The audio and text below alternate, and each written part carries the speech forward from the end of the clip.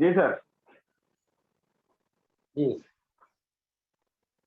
जरा देखो। Video on है नहीं? जी सर। जी सर। जी सर, स्टार्ट करते सर मीटिंग हाँ को। सर, नमस्कार। पहला सर मेरा जी सर। सवाल आपसे ये है कि अपने बैकग्राउंड के बारे में आप बताएं कि आप कहाँ से हैं, कौन हैं। आपको काफी सारे लोग जानते हैं वैसे, लेकिन कुछ लोग ऐसे भी होंगे जो पहली बार आ रहे होंगे मीटिंग पे, दूसरी बार आ रहे होंगे, हो सकता है भूल गए हों। लेकिन कोई भूलने वाला तो है नहीं, आपका जो नाम सुन लिया उसको बिल्कुल तो भूल नहीं सकता है। लेकिन फिर भी अपना बैकग्राउंड के बारे में सर आप बताएं। जी सर। सर मेरा नाम हेमंत शर्मा है और मैं गुड़गांव डिस्ट्रिक्ट सोहाने का रहने वाला हूँ। और जहाँ बैकग्राउंड की बात करें तो सर बैकग्राउंड तो अभी कह सकते हैं कि अब मैं 52वें साल में एंटर करने वाला हूँ। और क्या? लगभग हाँ, जनवरी में 52 साल का मैं स्टार्ट कर दूंगा अपना। और हम 6 भाई लेकिन हैं। लगते आप हमारी 18 साल के लगते हैं, आप ऐसे लगता है कि 18 साल के हो हीरो। जी सर, जी सर। और 6 भाई हैं और एक बहन है, 2 भाई मेरे एक्सपायर हो चुके हैं। और अभी हम चारों भाई अपने अपने सेटल्ड हैं। एक भाई मेरा वकील है, एक भाई मेरा डॉक्टर है और एक भाई मेरा अभी दुकान अपनी उन्होंने खोली हुई है। और चौथा मैं हूँ, है ना। 2 भाई मेरे एक्सपायर हो चुके हैं, उनकी सरकारी नौकरी थी, भाई की दुकान थी और सब ठीक ठाक है। और सिस्टर जो है हमारी नर्स है और जयपुर में रहती है पिछले 25 सालों से। ये मेरी फैमिली का बैकग्राउंड मैंने आपको बता दिया। और इस सिस्टम में आने की पहले की अगर मैं बात करूं तो मेरा अपना गारमेंट्स का अच्छा काम रहा है मेरा। और वहाँ से काफ़ी अच्छी अर्निंग मैंने ली है। लेकिन उस काम से पहले भी मैंने 10 से 12 महीने काम किए हैं। कह सकते हैं मैं अच्छा। लगभग 5-7 साल का हूँगा तब से ही बिजनेसमैन हूँ। तो बचपन से ही एक आदत थी कि भाई मैं बिजनेस करना है। और नौकरी करने की कोई खास मेरी मंशा नहीं रही शुरू से ही। और बस यही था कि मेरे को एक लाइफ स्टाइल से जीना है, मस्ती में जीना है। तो वो चीज़ मैं आश्रम के माध्यम से पूरा कर पा रहा हूँ। तो वो चीज़ें मुझे यहाँ दिखाई दी और बस फिर मैं सिस्टम में गारमेंट के जो काम करता था उसके साथ फिर मैंने इस बिज़नेस को स्टार्ट कर दिया और अच्छा लगा तो वो ड्रॉप करके इधर आ गया। जी सर। जी सर, बहुत बढ़िया सर, आपने बैकग्राउंड के बारे में बताया। हाँ, बढ़ते सर अगले सवाल की ओर। अगला सर मेरा सवाल आपसे ये है कि कई बार ये होता है कि हम काम कर रहे होते हैं, तो हमें ये नहीं पता हो रहा है कि हम काम सही कर रहे हैं या गलत कर रहे हैं। सही कर रहे हैं तो फिर भी हमें लगता है कि कहीं गलत तो नहीं कर रहे हैं, और गलत कर रहे हैं तो हमें लगता है कि हम सही कर रहे हैं। तो इसमें मेरा सर सवाल आपसे ये है कि मैं स्मार्ट वर्क या हार्ड वर्क कर रहा हूँ, ये कैसे पता लगाऊं? कई बार हमें पता नहीं होता है कि मैं स्मार्ट वर्क कर रहा हूँ या हार्ड वर्क कर रहा हूँ। बहुत लोगों को पता नहीं होता है कि हार्ड वर्क क्या है और स्मार्ट वर्क क्या है। जी सर। हाँ सर, अच्छा सवाल है आपका। और लगभग हर व्यक्ति के साथ ये चैलेंज आता ही है कि उनको लग रहा है कि हम काम जी कर रहे हैं और वो हार्ड वर्क, स्टार्टिंग में हार्ड वर्क चाहिए। लेकिन हार्ड वर्क के लिए भी हार्ड वर्क का मतलब ये नहीं है कि आप कुछ भी काम करो। एक सिस्टम के तहत अगर जी अब आप हार्ड वर्क करते हो तो हमारी सफलता निश्चित हो जाती है। अगर हम इस काम को, क्योंकि अब हम यहाँ पर जो हमारे पुराने काम धंधे हैं, जो हमने पहले जो काम किए हैं, उनको छोड़ करके अब हम नए कंसेप्ट में आ चुके हैं। अब हम एक नए ऐसे सिस्टम में आ चुके हैं जहाँ पर हमारे को स्टार्टिंग में नॉलेज होती नहीं है और कहीं ना कहीं हम इसको ये लोगों को जोड़ने वाला भी समझ लेते हैं, है नहीं। तो यहाँ पर राइट। तो वो एक किस्म से हार्ड वर्क ही है। खाली जोड़ना हार्ड वर्क है। अगर हम उसको, जिसको हमने ज्वाइन कराया है, अगर हम उनको सिस्टम से अटैच कर देते हैं, यानी कि बुक से, सीडी से, सेमिनार और अपलाइन से, इन चारों से अगर हम उसको अटैच कर देते हैं, इन चारों के माध्यम से उनको इस नए सिस्टम की जानकारी मिल जाती है, तो ये स्मार्ट वर्क हो जाता है। तो इसमें दोनों यस। ही चीजें चाहिए, स्मार्ट वर्क के साथ साथ हार्ड वर्क भी होना चाहिए। लेकिन यहाँ पर होता क्या है कि लोग हार्ड वर्क में लगे होते हैं और हार्ड वर्क में जो लगे होते हैं उनका रिजल्ट नहीं आते। आज जब रिजल्ट नहीं आते तो यस। इसका मतलब आपको स्मार्ट वर्क की जरूरत है। और वो तभी आता है जब हम यहाँ पर लोगों को डुप्लीकेट कर देते हैं। अब सवाल ये उठता है कि हम कैसे डुप्लीकेट। डुप्लीकेट करें। क्योंकि डुप्लीकेट तो समझ में आ गया कि लोगों को डुप्लीकेट करना है। राइट। अगर आपने सभी राइट। हार्ड वर्क वाले तैयार कर दिए तो वो सारे हार्ड वर्क ही करेंगे। अगर आपने उनको हार्ड स्मार्ट वर्क वर्क के लिए तैयार कर दिया तो वो सारे स्मार्ट वर्क करेंगे और हमारे रिजल्ट जो आते हैं वो स्मार्ट स्मार्ट वर्क। वर्क से आते हैं। तो राइट स्मार्ट वर्क। डुप्लीकेशन का हमें समझना पड़ेगा, और राइट डुप्लीकेशन तभी हो पाएगा कि पहले हम खुद सुधरें, पहले हम खुद अपने आप को इस सिस्टम के अनुसार ढालें कि रियल में नेटवर्क मार्केटिंग क्या है और ये किस तरीके से काम करता है। कहीं न कहीं उसे समझने में हमें एक वक़्त लग जाता है, और बस उन्हीं का रिज़ल्ट नहीं आते, बाकी सिस्टम बहुत अच्छा है और ये ईज़ी डुप्लीकेटेबल है, लेकिन हम खुद इसको हार्ड बना देते हैं, है ना? गलत तरीके से काम राइट, करेंगे तो ये हार्ड वर्क में कन्वर्ट हो जाएगा। तो उसको सीखना ज़रूरी है, राइट, और उसके सीखने के लिए आपकी अपलाइनें हैं, जिनको इसमें एक लंबा अरसा हो चुका है। तो कहीं न कहीं हमें उनके संपर्क में रहना चाहिए और उनसे इस सिस्टम की एक सही जानकारी लेनी चाहिए, और सही जानकारी लेंगे तो हमारा रिज़ल्ट भी सही आएगा। राइट। जी बिल्कुल, सर। आपने सही बताया कि हार्ड वर्क कर रहा हूँ या स्मार्ट वर्क कर रहा हूँ। तो हार्ड वर्क और स्मार्ट वर्क में मैंने बहुत अच्छे से क्लियर किया कि सिस्टम के अनुसार अगर हम अपने आप को ढालेंगे, पहले तो हम खुद सुधरें, फिर हम टीम के साथ में हम काम करें, उनको हम सिस्टम के साथ में अटैच करें। जब तक हम अटैच नहीं जी, होंगे सिस्टम के साथ में, जब तक काम नहीं हो सकता है। और इसको आपने बताया कि ईज़ी डुप्लीकेट करने का सबसे बढ़िया तरीका ये है कि हम पहले खुद को बदलें, फिर हम दूसरों को हम बदल सकते यस, हैं। राइट, बिल्कुल सही बात। Thank you right sir. Sir. बहुत बढ़िया सर। बढ़ते हैं सर अगले सवाल की ओर। अगला मेरा सर सवाल आपसे ये है कि बहुत सारे लोग कामयाब हुए आरसीएम बिज़नेस में और बाहर की दुनिया में लोग कामयाब हुए। लेकिन कहीं न कहीं हम यहाँ ये मानते हैं कि आरसीएम बिज़नेस में जो कामयाब हुआ, तो उसमें वो राज की क्या बात है? मेरा सर सवाल आपसे ये है, आपकी कामयाबी का राज क्या है? आप इतने बड़े लेवल पे, इतनी बड़ी टीम, इतना बड़ा टर्नओवर, ये कैसे आपने किया? जी। माइक को सर, किसी का माइक माइक को सर खड़ा हुआ है तो रजिस्टर आवाज़ प्लीज़ क्लियर नहीं कर आ दें। रही। मेरा सर सवाल आपसे ये है कि बहुत से लोग कामयाब हुए आरसीएम बिज़नेस में, हर फील्ड में लोग कामयाब हो, तो कहीं न कुछ वजह होती है। तो आपकी कामयाबी का क्या राज है कि आप इतना बड़ा टर्नओवर, इतनी बड़ी टीम, है ना? और आपकी अच्छी खासी इनकम आ रही थी आरसीएम बिज़नेस से पहले जो आप लेते थे गारमेंट के काम से, उसको एकदम से ड्रॉप करने के बाद आप आरसीएम बिज़नेस में आए और आपने काम किया, तो इसका राज क्या है? कामयाबी का राज क्या है आपका? हाँ, सर कामयाबी का तो एक ही राज है कि मैंने काम किया। मैंने सिस्टम से काम किया, ये कामयाबी का राज है, और ये हर आदमी कर सकता है। तो सबसे पहला तो काम है। अगर हम काम को ठीक तरीके से करेंगे तो हमारे रिज़ल्ट आएँगे। दूसरी चीज़ है कि इस कंसेप्ट जो है, कामयाबी का राज एक जो चीज़ में समझ मुझे आता है कि इस सिस्टम का जी, सबसे पहले तो हमारा ना विज़न क्लियर होना चाहिए। जब तक इस सिस्टम के जी, प्रति आपका विज़न क्लियर नहीं है, आपके पास अपना कोई रीज़न नहीं है, तो इसमें अगर आपको कोई ड्रीम नहीं है, तो इसमें काम करने का जो मन बनता है, जो अंदर से कह सकते हैं ज्वलंत इच्छा जो बनती है, जिसे हम बोलते हैं बर्निंग डिज़ायर। बर्निंग अगर डिज़ायर। आपके अंदर वो बर्निंग डिज़ायर का मतलब ऐसा नहीं है, बर्निंग डिज़ायर का लोग मुझे पता नहीं कैसा है, कहता है सर मेरे तो अंदर बहुत आग लगी है। अब मुझे समझ में नहीं आता वो किस तरीके की आग है। सिस्टम के हिसाब से अगर हम काम करेंगे और आपको सिस्टम पता लग गया कि कैसे काम करना है, फिर आपके अंदर वो जो बर्निंग डिज़ायर जिसको बोलते हैं, वो हमारे अंदर कब आती है? जब हमारे को इस सिस्टम में हमें वो अपना जो लक्ष्य नज़र आए, जो इस बिज़नेस से आप पाना चाहते हो।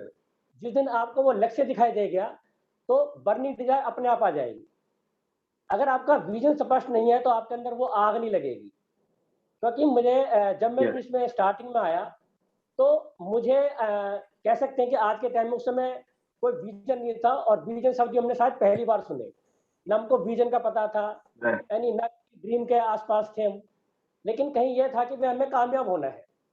तो जो मैं पाना चाहता था, मुझे लगा कि ये सिस्टम वो है, जिससे मैं वो चीज़ पा सकता हूँ, जो मुझे हकीकत में अपने जीवन में चाहिए।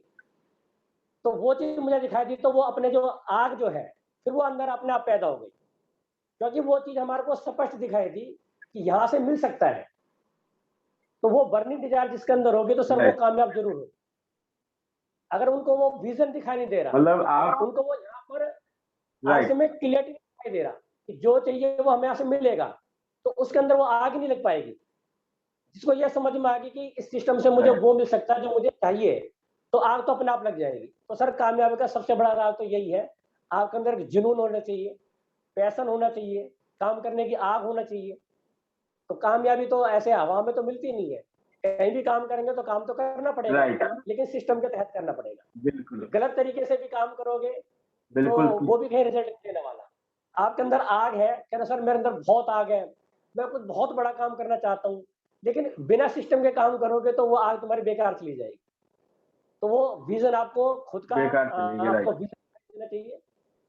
फिर कोई हाँ बोलता है, ना बोलता है तो इस बात का फ़र्क नहीं पड़ता, क्योंकि वो चीज़ें आपको स्पष्ट खुद को दिखाई दे रही है। तो वो आग आपके अंदर ही होगी और वो किसी और को राइट, दिखाई नहीं देती। तो आप अपने आप एक्टिव मोड में रहेंगे, हमेशा एनर्जेटिक रहेंगे। तो सर बस यही है कामयाबी का राज। मैं अपने काम को बिल्कुल सर, आपने अंजाम बताया देके कि हाँ, बिल्कुल आपने बताया कि आपने बिल्कुल अच्छी खासी इनकम आ रही थी आरसीएम को, आरसीएम से पहले लाखों रुपए इनकम आ रही थी, लेकिन जब आप यहाँ पे आए तो आपने केवल काम किया, वो भी सिस्टम से काम किया। और यहाँ आपने विजन की बात की, ड्रीम की बात की, लक्ष्य की बात की, और जीवन में जो आपको चाहिए था वो चीजें आपको पता चल गई कि जो हमें चाहिए वो वहीं से पूरा हो सकती है, क्योंकि गारमेंट के यस, काम से वो हो ही नहीं सकती। राइट, यस, मतलब आपका जो ड्रीम था कि पूरे वर्ल्ड में, पूरे विश्व में मुझे अपना नाम फेमस करना है गारमेंट के काम से, तो वो 100-200 किलोमीटर तक वो सप्लाई जाती थी आप, तो कहीं न कहीं आपको ये जी, लगा कि हाँ, यहाँ से वो चीज़ें हो सकती है जब आप बिल्कुल एकदम इसमें लग गए, राइट? राइट सर, बिल्कुल सर। बिल्कुल सर। थैंक यू सर, बहुत बढ़िया आपने बताया। बढ़ते हैं सर अगले सवाल की ओर। अगला सर सवाल मेरा आपसे ये जी, अगला सर मेरा सवाल आपसे ये है सर, कई बार ये होता है कि हम मीटिंग अटेंड करते हैं, लेकिन हमें पता नहीं होता कि हम मीटिंग क क्यों अटेंड कर रहे हैं। सेमिनार में हम जा रहे हैं, हमें ये नहीं पता होता कि हम सेमिनार में क्यों जा रहे हैं, है ना? और हम प्लान दिखा रहे हैं तो हमें ये नहीं पता होता कि हम प्लान किसको दिखा रहे हैं, क्यों दिखा रहे हैं, कैसे दिखा रहे हैं, हमें कब तक दिखाना है, कितनी देर तक दिखाना है। और कहीं न कहीं हम मोबाइल का यूज़ भी करते हैं। मोबाइल का हम यूज़ करते हैं ड्यूटी के टाइम पे, काम के टाइम में, खाली समय में, सोते समय, बैठते समय। तो लोगों को ये नहीं पता होता है कि मोबाइल को भी कैसे यूज़ किया जाता है।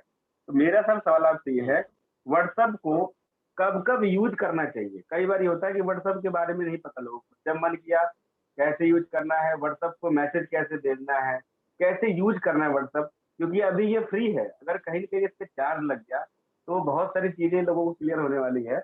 मेरा सर सवाल आपसे ये है कि व्हाट्सएप को हमें कब-कब यूज़ करना चाहिए और कैसे यूज़ करना चाहिए? जी। सर अच्छा आपको ये पता लग गया कि कहीं न कहीं व्हाट्सएप का दुरुपयोग भी हो रहा है। मतलब कोई भी चीज़ है जी, हमारे काम की ही चीज़ें बनाई गई है, लेकिन हमें वो काम में लेना आना चाहिए, है राइट, नहीं? इसका ज़्यादा से ज़्यादा यूज़ हम करते हैं, बहुत सारे लोग चुटकुले भेजते हैं, है नहीं? कोई बेमतलब के गुड मॉर्निंग और गुड इवनिंग चलते हैं, है नहीं? और पोस्ट इधर-उधर के चलते रहते हैं, तो वो यूज़ है, वो यूज़लेस है वो इतना ज़्यादा काम का नहीं है। अगर हम यस, अपने इसको व्हाट्सएप का ही इस्तेमाल करें, तो हम इसको एक बिज़नेस टूल के रूप में इस्तेमाल कर सकते हैं। लेकिन अभी तक मैं देख रहा हूँ बहुत सारे ग्रुप बनाने की बजाय कोई एक आध ही ग्रुप बनाए, क्योंकि सेम मैसेज, सेम चीज़ें, तो वो इस तरीके से डालते राइट, रहते हैं और कहीं न कहीं इसलिए भी करते हैं कि कहीं इस ग्रुप में मैंने अगर मैसेज नहीं डाला तो कहीं नाराज़ ना हो जाए सामने वाला। उसमें तो मेरे को क्योंकि राइट, कोई किसी ग्रुप में है, कोई किस ग्रुप में है, तो ऐसे बहुत सारे ग्रुप हैं, तो उसमें भी हमारा बहुत समय वेस्ट होता है। मैं तो आप लोगों को इतना बोलूँगा, अगर आपको राइट, व्हाट्सएप का सही इस्तेमाल करना है, तो वो तरीका मैं आपको बता देता हूँ कि सब अपने भले ही ग्रुप बनाएँ, लेकिन सबको मालूम मुझे ऐसे लोगों ने बहुत सारे ग्रुप में मुझे ऐड कर दिया। अब मान लो किसी एक ग्रुप में अगर पोस्ट नहीं राइट, डालते, तो उनको ऐसा लगता है कि सर ने हमारे पास कोई मैसेज का जवाब नहीं दिया, है नहीं? कहीं न कहीं हमारे अंदर भी ये रहता है कि यार कांवर्सेशन देनी चाहिए। तो लीडरों का तो एक ही ग्रुप होना चाहिए, जिनको हम मेन लीडर्स मानते हैं, जिसमें हमारा एक राइट, सामान्य है। हमारा एक बहुत शानदार ग्रुप है जिसका नाम है राइट, गुरुकुल ऑफ आरसीएम। तो इसमें भी सभी लीडर्स अपने हों, जी, जितने भी जो बंदे काम करते हैं और जो रियल में सिस्टम की एजुकेशन लेना चाहते हैं, तो उसमें उधर-उधर के मैसेज नहीं डालेंगे। राइट, दूसरा, लगातार मैसेज नहीं डालें। कई बार होता है कि एक बार में 10 पोस्ट डाल दिए, है नहीं? तो वो भी कोई ज़्यादा गौर से पढ़ता नहीं है, राइट, देखता भी नहीं है। 2-3 पोस्ट बहुत होते हैं, ठीक है? राइट, दूसरी चीज़ है कि व्हाट्सएप को हम जैसे मैं स्टेटस को यूज़ करता हूँ, तो वहाँ पर मैं अपने आरसीएम से रिलेटेड पोस्ट लगाता हूँ, बेहतर, है नहीं, कुछ नॉलेज की बात हम स्टेटस पे लगाते हैं, तो बहुत सारे नंबर हमारे पास ऐसे मोबाइल में सेव होते हैं, तो कहीं ना कहीं वो हमारी आरसीएम की पोस्ट को देखेंगे, तो कहीं ना कहीं उनके दिमाग में आरसीएम की पिक्चर बनेगी। तो बहुत सारे ग्रुप की बजाय 1 से 2 अपने राइट, एक ग्रुप बहुत होता है। अगर मान लो दीपक जी मैं आपसे बात करूं तो आप एक बड़े ग्रुप में हो, यहाँ हम 4 लोग हैं, आप हैं, मनीष जी हैं, सुनील जी हैं, जो भी व्यक्ति हैं, हम एक मेन ग्रुप में हैं। अगर तुम्हें कोई राइट, अपना अलग ग्रुप बनाना राइट, है नहीं, या कह सकते हैं आपको कोई अपनी सेकंड ग्रुप का जी, बनाना है या अदर्स ग्रुप का बनाना है, तो उसमें आप अपने एक अलग से ग्रुप बनाओ, लेकिन उसमें हम सबको इन्वॉल्व ना करें। उसमें वो तुम्हारे एक अलग से ग्रुप राइट, बन गया, तो यहाँ से ग्रुप राइट, से वो पोस्ट उठानी है और अपने ग्रुप में अपने आप डालते रहो। अब 100 लोग हैं, अगर मैं 100 ग्रुप में मैं शामिल हो गया, तो मैं राइट, हर ग्रुप का तो मैं भी जवाब नहीं दे पाऊंगा और हमारा वहां पर बहुत सारा समय नष्ट होगा, बिल्कुल, क्योंकि हर ग्रुप को चेक भी नहीं कर सकते। दूसरा, आपका राइट, मोबाइल हैंग हो सकता है, आपका मोबाइल भी हैंग हो सकता राइट, है ना? बहुत सारी राइट, पोस्ट आएंगी, बिल्कुल, बहुत सारी वीडियो आएंगी, तो आप एजुकेशन लेने की बजाय लोग इरिटेट हो जाते हैं, तो कहीं ना कहीं वो ग्रुप से लेफ्ट कर जाते हैं। तो राइट, इसका सही यूज है। बाकी नए लोगों में हम ब्रॉडकास्ट बना सकते हैं। ब्रॉडकास्ट एक बहुत अच्छा ऑप्शन है, ब्रॉडकास्ट, जिसमें बहुत सारे लोगों को जो लेफ्ट हो गए हैं, तो उनसे एक संपर्क बनाने का काम भी करता है। जो लेफ्ट हो जाते हैं तो मैं उनको एक राइट, ब्रॉडकास्ट लिस्ट में डाल देता हूँ, तो कहीं ना कहीं वो मैसेज से हम अटैच रखते हैं। तो ऐसे 5 राइट, साल से 10 साल से मैंने बहुत सारे लोगों को अटैच किया हुआ है। मैंने लगभग 3-4 अपने ब्रॉडकास्ट बना रखे हैं। फ्यूचर में क्या होगा सर, राइट, उसका फायदा हमें ये रहेगा कि उन व्यक्तियों को लगेगा कि हम उनके संपर्क में हैं, तो कहीं ना कहीं वो अदर्स राइट, जुड़ने की बात से थोड़ा सा रहेगा कि भाई हमारा बार बार लगातार पोस्ट आए हैं। और ऐसे काफी ज्वाइनिंग आई भी है, सर आप मुझे 2 साल से लगातार पोस्ट भेज रहे हो, तो मुझे अब तो खुद मुझे शर्मिंदगी होती है कि मैं आपके किसी भी व्हाट्सएप का जवाब नहीं दे पा रहा। तो बिल्कुल, बिल्कुल, ब्रॉडकास्ट का उसमें आप, हाँ, आप ब्रॉडकास्ट का इस्तेमाल कर सकते हैं। तो ऐसे ग्रुप को मैं तो कहता हूँ सर कम करो थोड़ा इनका, मेन ग्रुप एक बनाओ, भले ही लेट जो हाँ, ठीक है, अपने एक अलग ग्रुप बन गया, क्योंकि उसमें से अगर आप मुझे मैं क्या, जो भी लीडर है, अगर आप उसको ऐड करते हो, तो एक उम्मीद के साथ आप ऐड कर रहे हो कि सर से हमें कोई ना कोई जानकारी मिलेगी। राइट, अच्छा, फिर लेफ्ट होते हैं, राइट, तो उसमें तुम्हारे को फिर दर्द होगा, अरे सर को तो मैंने ज्वाइन कराया, तो एक अंदर अंदर एक बेइज्जती सी मतलब फील महसूस होगी अगर हम लेफ्ट करते हैं तो इसलिए कोशिश करो सर कम ग्रुप हो हमारे राइट, पास और उसका सदुपयोग हो। राइट, जी सही उपयोग हो, राइट। बिल्कुल सर, आपने बहुत अच्छा बताया कि व्हाट्सएप जो ग्रुप अपना है, एक टूल की तरह है। व्हाट्सएप एक टूल की तरह है, इसको सही से इस्तेमाल करना चाहिए हमें। और ज़्यादा जी ग्रुप ना बनाएँ, कम ग्रुप बनाएँ। अगर आप ग्रुप बनाने हैं तो पर्सनल ग्रुप बनाएँ, आप ब्रॉडकास्ट का यूज़ करें, स्टेटस का यूज़ करें, आपने बताया। अगर ज़्यादा हम जी ग्रुप में रहेंगे तो हमारा फ़ोन भर सकता है और 1-2 मैसेज, 2-4 मैसेज आप डाल सकते हैं, ज़्यादा मैसेज ना डालें। बिल्कुल, और बाकी जो मेन लीडर हैं वो गुरुकुल ग्रुप में ज़रूर रहें। बिल्कुल सर, बहुत बढ़िया सर, जी आपने बताया कि हमें व्हाट्सएप को कैसे यूज़ करना है, एक टूल की तरह। बहुत बढ़िया सर, थैंक यू सर। बढ़ते हैं सर अगले सवाल की ओर। अगला सर मेरा सवाल आपसे ये है कि काफ़ी समय पहले टीसीजी ने डायमंड क्लब स्टार्ट किया और हम्म, वो काफ़ी समय से डायमंड क्लब चल रहा है, अभी भी चल रहा है और बीच में हमारा जो आ गया है डिस्प्ले वॉल। तो टीसीजी ने हम्म, डिस्प्ले वॉल को इसको लॉन्च कर दिया। तो मेरा सर सवाल आपसे ये है कि टीसीजी का सवाल मैं ले रहा हूँ कि त्रिलोक चंद छाड़ा जी, टीसीजी ने डिस्प्ले वॉल लाने का क्या मकसद है? क्योंकि डायमंड क्लब तो ऑलरेडी है ही, तो ये डिस्प्ले वॉल को लाने का क्या मकसद है टीसीजी का? जी सर, डिस्प्ले वॉल तो मैं बोलता हूँ सर, इस समय जी, डिस्प्ले वॉल सबसे बढ़िया ऑप्शन है हमारे पास। अपने बिजनेस को बढ़ाने का सबसे बड़ा जी, कह सकते हैं हथियार है डिस्प्ले वॉल।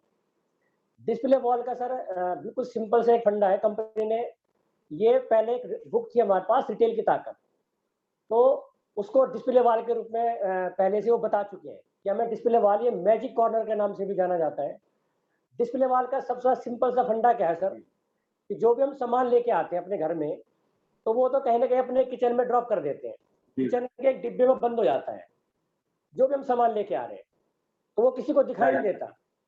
अगर राइट, हम अपने कुछ प्रोडक्ट लेकर के, जैसे कंपनी ने अभी 10,000 रुपए से डिस्प्ले वॉल ओपन कर दिया, और सबसे अच्छी बात की कि हमें अपने आप जी, बिल काटने की भी अथॉरिटी दे दी, तो कह सकते हैं कि मिनी पीयूसी का इसने रूप ले लिया। राइट, ये बहुत ही जबरदस्त काम हो चुका है और डिस्प्ले वॉल का सिर्फ मकसद ये है कि बहुत सारे लोगों को ये लगता है कि हम अपने ब्रिज की जानकारी कैसे दें। कहीं न कहीं बहुत सारे लोगों को चैलेंज आता था कि हम किसी को स्टार्टिंग कैसे बताएँ, है ना? तो वो उन्होंने डिस्प्ले वॉल का क्या रखा कि हम अपने घर में एक बार इकट्ठा सामान ले आएँ और अपने जहाँ भी हम जहाँ पर हमारे गेस्ट आते हैं, जहाँ पर लोग बैठते हैं, तो उनके सामने एक वो सजा करके हमने रखा हो। एक अच्छी सी सुंदर से डिस्प्ले वॉल बनाया हो, राइट, जहाँ पर हमारे प्रोडक्ट रखे हुए हों। राइट, तो वहाँ पे क्या होता है कि हमारा काम आसान हो जाता है, क्योंकि जब वो प्रोडक्ट रखे दिखाई राइट, देंगे, दाल नमक की थैली 1 की जगह 4 दिखाई देंगी, साबुन 1 की जगह 10 दिखाई देंगी, चाय की पत्ती 1 की जगह 4 दिखाई देंगे, तो सामने वाला वो कहीं न कहीं आपसे सवाल कर लेगा। आपसे ये सवाल कर लेगा कि भई ये आपने रखा हुआ है, तो ये क्यों रखा हुआ है? मतलब क्या मकसद है, ये क्या चीज़ है? तो कहीं न कहीं हमें उनको फिर प्लान राइट, दिखाने में आसानी आती है। प्रोडक्ट के बारे में जानकारी देना आसान हो जाता है। राइट, फिर जब हमारे घर में अच्छे से प्रोडक्ट रखे होते हैं, तो हमारा परिवार भी पॉजिटिव हो जाता है। उनको लगता है कि हाँ, हम आरसी में बिज़नेस कर रहे हैं। फिर कोई आएगा, राइट, जाएगा तो कहीं न कहीं प्रोडक्ट की जानकारी देना भी हमारे लिए आसान हो जाता है और हमारे को एक बहाना राइट, मिल जाता है उनको अपने प्रोडक्ट दिखाने का और प्रोडक्ट के साथ-साथ उनको बिज़नेस बताने का। फिर हम उनको इस प्रोडक्ट के हाँ, साथ-साथ अपना बिज़नेस प्लान भी उनको बता सकते हैं। उनको डिस्प्ले वाले के फ़ायदे बता सकते हैं कि हमारे इसमें जॉइनिंग प्रोसेस क्या है ना? पूरा मार्केटिंग प्लान की एक शुरुआत हो सकती है डिस्प्ले वॉल से। तो सर डिस्प्ले वॉल में अभी कंपनी ने बिल काटने का ऑप्शन राइट, दे दिया। ये हमारी वो डिस्प्ले वॉल है, जहाँ पर हम केवल लास्ट डेट की बात आती है, तो कहीं न कहीं डिस्प्ले वॉल से हम अपनी बिलिंग खुद काट सकते हैं। जहाँ पर हम स्लैब को देखते हैं कि हमारा किसका कितना राइट, स्लैब कम हो गया है, तो हमें पिकअप सेंटर वालों को कॉल करनी नहीं पड़ती। हमारे हाथ में वो अथॉरिटी आ गई, अब हम राइट, जब चाहे अपना बिल हम खुद काट सकते हैं। तो ये डिस्प्ले वॉल का सबसे बड़ा फ़ायदा है राइट, और इसका एक बहुत बड़ा फ़ायदा मैं भी लेना शुरू कर दिया है। इसी महीने से उसके मैंने बहुत सारे फ़ायदे लोगों को बताने शुरू किए हैं और डिस्प्ले वॉल की वजह से वो प्लान बना है और कहीं न कहीं मैं लोगों को जिनको बता रहा हूँ, उनको ये प्लान अच्छा भी लग रहा है और सक्सेस बहुत फ़ास्ट हो जाएगी अभी। मतलब 1 साल में काफ़ी अच्छी हम ग्रोथ कर सकते हैं। 1 से डेढ़ साल में बहुत लंबी इनकम पर जा सकते हैं। राइट, तो डिस्प्ले वॉल का बिल्कुल सही राइट, तरीके से इस्तेमाल कैसे करते हैं, उसके लिए मैं बिल्कुल प्लान कर चुका हूँ और जो मुझसे मिल रहे हैं, उनको उस प्लान के बारे में बता भी रहा हूँ और सबको वो अच्छा भी लग रहा है। कहीं न कहीं अचीवमेंट उनको नज़र आ रही है। तो डिस्प्ले वॉल सर मैं कह सकता हूँ पिकअप सेंटर से भी खतरनाक है डिस्प्ले वॉल। राइट। बस उसका सही बिल्कुल सर, इस्तेमाल आपने करना है हमें। बताया कि डिस्प्ले वॉल पिकअप सेंटर से भी खतरनाक है और पिकअप सेंटर पे बम फोड़ने के लिए तो जाना कैमरा बंद पड़ता कर है दो। और यहाँ डिस्प्ले वॉल पे कब बम फूट जाता है पता नहीं चलता है। यस। दोस्तों माइक को बंद करके रखें प्लीज। बिल्कुल सर, आपने अच्छा बताया कि एक टीसीजी ने इसको लॉन्च करने का कारण यही रहा कि ये एक मैजिक कॉर्नर हम अपना बिल काट सकते हैं, काम को आसान बना दे। शंभू जी प्लीज माइक को बंद करके रखें प्लीज। हुँ। काम को आसान बना दे, बिल काट सकते हैं और ग्रोथ की तरफ हम जा सकते हैं। राइट। बिल्कुल सर, आपने बहुत बढ़िया बताया। बढ़ते हैं सर अगले सवाल की ओर। अगला मेरा सर सवाल आपसे ये है कि स्लैब का क्या महत्व है? कई बार ये होता है कि हम स्लैब को लेकर के हम काम कर रहे होते हैं, लेकिन हमें पता नहीं होता कि स्लैब हमें कैसे अचीव करना है, स्लैब क्या है? लास्ट डेट में स्लैब टूट जाते हैं, तो इसमें स्लैब का क्या महत्व? सारा गेम तो सर स्लैब का ही है। अगर हम स्लैब को ही नहीं पकड़ेंगे, स्लैब का मतलब है यहाँ जी, पर जैसे हमारा पहला स्लैब जैसे 5,000 का हो जाता है। ठीक है सर? अच्छा, उसके बाद दूसरा स्लैब 10,000 का है, फिर 20 है, जी, 40 है, 70 है, यानी एक 15 है, 2 60 है, 3.5 है। अब यहाँ पर स्लैब 5,000 का है। अगर किसी का बिज़नेस 4,000 हो रहा है, तो उसको 5 करना चाहिए। क्योंकि उससे जो पहले हमारे पास जो इनकम बनेगी कि 5,000 में हमारा 12% है, उससे नीचे का कितना हमारा 10% है। तो सीधा 2% का फ़र्क पड़ता है। 5,000 के बाद हमारा जो स्लैब आता है 10,000 का। यानी अगर हमारा बस, बिज़नेस मान लो 9,000 होता है या 9,999 भी हुआ, जी, है ना? तो हमारे को जी, 12% ही मिलना है। अगर हम उसमें राइट, सिर्फ ₹1 भी बढ़ाते हैं, ₹1 की अगर बढ़ाते हैं तो हमारा स्लैब वो 14% में हो जाता है। तो इसमें आपके ना चेक के ऊपर बहुत फ़र्क आता है। उसके लिए एक कैलकुलेटर भी बना दिया है MS के नाम से MS कैलकुलेटर है, आप जाओगे प्ले स्टोर में, तो वो कैलकुलेटर डाउनलोड करें, सभी लोग डाउनलोड करें उसको। तो एक बार फर्क निकाल के सॉरी देखो सर, कि दो क्या नाम बताया सर आपने? MS, MS हाँ, MS MS कैलकुलेटर, बिल्कुल। RCM MS calculator. तो उसमें क्या है कि लीडरशिप से नीचे नीचे हम अपने चेकों की गणना कर सकते हैं, उसमें हमारा कितना चेक बन रहा है। अगर उसको राइट। दो पहले इस्तेमाल कर ले, दोनों ग्रुप का बिजनेस में साफ साफ लिखा हुआ है, टोटल बिजनेस और दोनों ग्रुप का बिजनेस। एक आप विदाउट स्लैब का निकाल के देखो, तो आपको फर्क नजर आएगा। विदाउट स्लैब का मैंने निकाल के देखा एक व्यक्ति का भी 20,000 के स्लैब पर, अगर उनका मैंने देखा कि उनका बिजनेस 19,664 रुपए था, तो स्लैब निकाल के देखा तो 1,000 का चेक बन रहा है। लेकिन जैसे हमने उनका 20,000 किया, यानी कि जो 300-400 बिजनेस वॉल्यूम कम था, और हमने उनका स्लैब 20,000 कर दिया, लास्ट डेट वो करना ही था, वो किया हमने, तो उनका चेक बना 1,608 रुपए का। तो सीधा सीधा 600 रुपए का फर्क पड़ गया। तो स्लैब का सर बहुत महत्वपूर्ण है। अगर इसको हम दूसरी चीज में देखें, मैं शुरू डे 1 से लगभग आज से 12-14 साल पहले भी मैंने स्लैब के ऊपर ही काम किया है, क्योंकि वहां पर अगर आपको एक रॉयल्टी चीवर बनते हो, तो रॉयल्टी चीवर के लिए चाहिए सर 3,50,000 रुपए एक ग्रुप में होना चाहिए, यानी कि 3.5 लाख का बिजनेस, और दूसरे ग्रुप में होना चाहिए 1,15,000 का बिजनेस। अब इसके डिफरेंट को समझते हैं सर। अगर आपका 1 लाख का बिजनेस 3,49,999 हुआ, तो यहाँ पर आप लीडरशिप अचीवर बनेंगे। आपका जो चेक बनेगा वो 18 से 20,000 ही आएगा, ज्यादा नहीं आने वाला। अगर हमने उसमें 3,49,999 की बजाय उसको 3.5 कर दिया, तो सर ये चेक तुम्हारा 25,000 का हो जाएगा। अब फर्क तो आया सिर्फ 1 रुपए का, लेकिन चेक का फर्क आया 8,000 रुपए का, 7,000 रुपए का। दूसरी वे में बोले, अगर एक साइड का बिजनेस तो है आपका 3.5 लाख का, और एक साइड का बिजनेस है तुम्हारा 1,15 का, लेकिन वो 1,15,000 की बजाय 1,14,999 होता है। फर्क समझना, 1,14,999, तब भी आप लीडरशिप अचीवर ही हो, तब भी आपको सही चेक बनेगा। लेकिन 1,14,999 को अगर आपने 1,15,000 कर दिया, तो आपका चेक का साइज 25,000 हो जाएगा। तो सर ये कम से कम 7-8 हजार का फर्क पड़ता है। अगर दूसरे वे में बोले, जैसे हमारा बिजनेस बड़ा होता जाएगा, तो ये बड़े हुए चेक का बहुत बड़ा फर्क डालता है। एमराल्ड है, स्टार एमराल्ड है या रूबी, वहां पर भी बहुत फर्क पड़ा डालता है, क्योंकि मैं ये करके देख चुका हूँ। जहाँ हम मल्टी लैग की हम बात करते हैं, तो मैंने उसका बहुत फायदा उठाया है कि मेरी टीम में है ऐसे व्यक्ति जिनका 1,14,967 बिक्री हुआ, 1,15 नहीं हो पाया। अच्छा, लेकिन वो मेरा 1,15 इसलिए लग गया कि मैं 10,000 भी करता ही हूँ। तो जो 7-8 हजार रुपए का चेक उनका बनता, वो 7-8 हजार रुपए मेरे में ऐड हो गया। अगर वो 37 रुपए का बिजनेस वॉल्यूम और बढ़ा लेते, तो सर मेरा 7,000 का बिजनेस कम हो जाता, अमाउंट कम हो जाता। तो ये स्लैब है पहली चीज, इसका फर्क हमें समझना चाहिए। दूसरा वे कि हम इसको अचीव कैसे करें।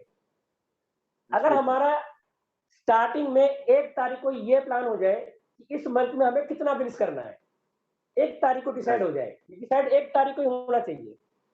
दूसरा ये प्लान होना चाहिए कि हम इसको कैसे अचीव करेंगे, तो उसका प्लान भी बनाना पड़ेगा कि कितने लोग से हम कितना कितना बिजनेस हो सकता है और कितने कितना वो करेंगे, और फिर उसके ऊपर एक्शन हो जाए, तो सर आपका गोल अचीव हो जाएगा। जो आपने टारगेट लिया है वो टारगेट आपका अचीव होगा, और उसकी प्लानिंग हमारे को डे 1 से करनी चाहिए। अगर नहीं हो रहा तो करनी चाहिए। जिसके पास जैसी टीम होगी, वो उसी टीम के हिसाब से थोड़ा थोड़ा ब्रिज करा करके वो अपने स्लैब को पूरा कर सकते हैं। और ये स्लैब 1 से 2 दिन पहले एक बार जरूर देखें कि भाई कितना मेरा स्लैब चल रहा है, कितना मेरा स्लैब हो सकता है। तो अपनी टीम में नीचे से देखो कि किसका कितना कितना स्लैब पूरा हो सकता है, तो उनका वो स्लैब पूरा कराओ। टीम के ऊपर ध्यान दो, अपने स्लैब को बोलो, टीम के स्लैब पूरे करा दे, आपका अपने आप हो जाएगा। राइट जी सर। सर ने बताया कि 1 तारीख को ही हम ये प्लान करें कितना हमें स्लैब लेना है और उसकी हिसाब से हम काम करें और बीच-बीच में हम चेक करते रहें। क्योंकि प्लान हमने बना लिया तो एक्शन बहुत ज़रूरी है, राइट? और स्लैब सारा गेम स्लैब के ऊपर ही, राइट? बिल्कुल सर। बढ़ते हैं सर अगले सवाल की ओर।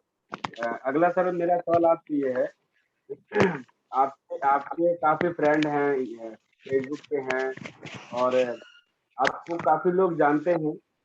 जब आपने आश्रम बिज़नेस की शुरुआत की तो उसमें बहुत आप हेल्दी थे, आपकी बॉडी बहुत हैवी थी।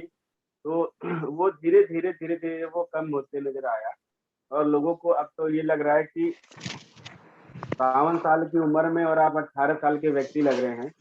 तो मेरा सर सवाल आपसे ये है कि इसका राज क्या है? आपकी फ़िटनेस का राज क्या है कि वहाँ से और यहाँ तक के आने में कि आपने क्या नुस्खे अपनाए, इसकी क्या वजह रही? जी। फिटनेस का राज तो सर आप लोग हैं। मैं तो आप लोगों की वजह से फिट हूँ मैं। क्योंकि जी, जब नेटवर्क मेरे पास है, यानी आज जी, से 10 साल पहले की हम अगर बात करें, तो मेरी लगभग कमर थी 39.5 के आसपास और ये बहुत अच्छा आंकड़ा है। कभी हमारी कमर 28 हुआ करती थी, तो हम बढ़ाने के बारे में सोचते थे कि 30 हो जाए। बहुत लोग बोलते थे बहुत कमज़ोर है, पतला है, तो बहुत सारी एक्सरसाइज़ करते थे, है ना? और करते-करते जी, वो 39.5 के पार हो गई और ये बहुत अच्छा जी, आंकड़ा रहा। तो देखा कि भई थोड़ा शक्ल बदल गई है, पेट बढ़ गया है और हम नेटवर्क मार्केटिंग के धंधे में हैं और कहीं न कहीं आरसीएम बिज़नेस में राइट, मुझे लगा कि ये बहुत पैसा देने वाला है और मैं नहीं चाहता कि ये पैसा मेरा वेस्ट जाए, कि मैं खाट में पड़ा रहूँ, कहीं घूमने-फिरने लायक नहीं रहूँ और इस पैसे का मेरे बच्चे मौज उठाएँ। तो मैंने कहा ये अच्छी बात नहीं है। मेहनत हम जी, करें और बच्चे मौज उठाएँ, तो पहले तो हम ही जितना उठा सकते हैं, हमें उठानी चाहिए, पहली चीज़। राइट, बिल्कुल। तो तो 2011 में मैंने जब हमारा आरसीएम आपको पता है क्लोज़ हुआ, तो उस समय मेरे पास और कोई काम तो था नहीं। तो चैलेंज तो था मेरे राइट, पास। तो मैंने उस समय भी पॉज़िटिव ही रहे कि भाई सिस्टम तो आज नहीं तो कल शुरू हो जाएगा। तो मैंने अपनी बॉडी पे ध्यान दिया, कि मैंने कहा अभी मेरे पास एक समय बच गया, तो क्यों ना इस समय को अपनी जी, बॉडी के अंदर लगाया जाए। तो वहाँ पर मैंने एक टारगेट लिया कि मैं अपनी कमर को 30 करूँगा, 32 करूँगा और अपना वेट 70 केजी करूँगा। तो 85-90 का था, तो मैंने अपने आप से एक संकल्प किया कि मैं इसको 70 करूँगा। तो मैं अपने उस काम में लग गया और 6 महीने के अंदर मैंने अपना काफ़ी हद तक मैंने लूज़ कर लिया। जितने मेरे कोट पैंट थे वो सारे ढीले हो गए। जो भी 5-7 मेरे सेट थे, तो सारी जैकेट थी, 10, 15, 20 हमारी जैकेट जो पहले चलती थी, जवाहर जैकेट वो पहनते थे हम, जी, तो वो सब ढीले हो गए। जी, अब मैं उनको बाँधूँ, तो सर फ़र्क आ गया 5-5, 6-6 इंच का। ना तो वो ओह! ठीक कराने लायक, दर्जी ने मना कर दिया कि भाई साहब इनकी फिटिंग नहीं हो सकती, आप नए बनवाओ, है नहीं? जो कुछ थे मैंने कुछ लोगों को अपने दे भी दिया और दूसरा दिमाग में पिक्चर यही बनी, अगर मैं फिट रहा, तो मैं लोगों को बोलता था कि एक दिन मैं दुनिया घूमूँगा, एक दिन मैं पूरा हिंदुस्तान राइट, घूमूँगा और बस उस चीज़ को लेकर के दिमाग में बात आई, तो मैंने उसके ऊपर एक बुक पढ़ी थी आत्म-अनुशासन की शक्ति। तो वो उस बुक के अंदर मैंने पढ़ा कि वो बुक मुझे एक बहन जी हमारी हैं सीमा यादव जी, उनसे मुझे वो बुक मिली और मैंने वो बुक लेकर के उनको पढ़ना शुरू कर दिया।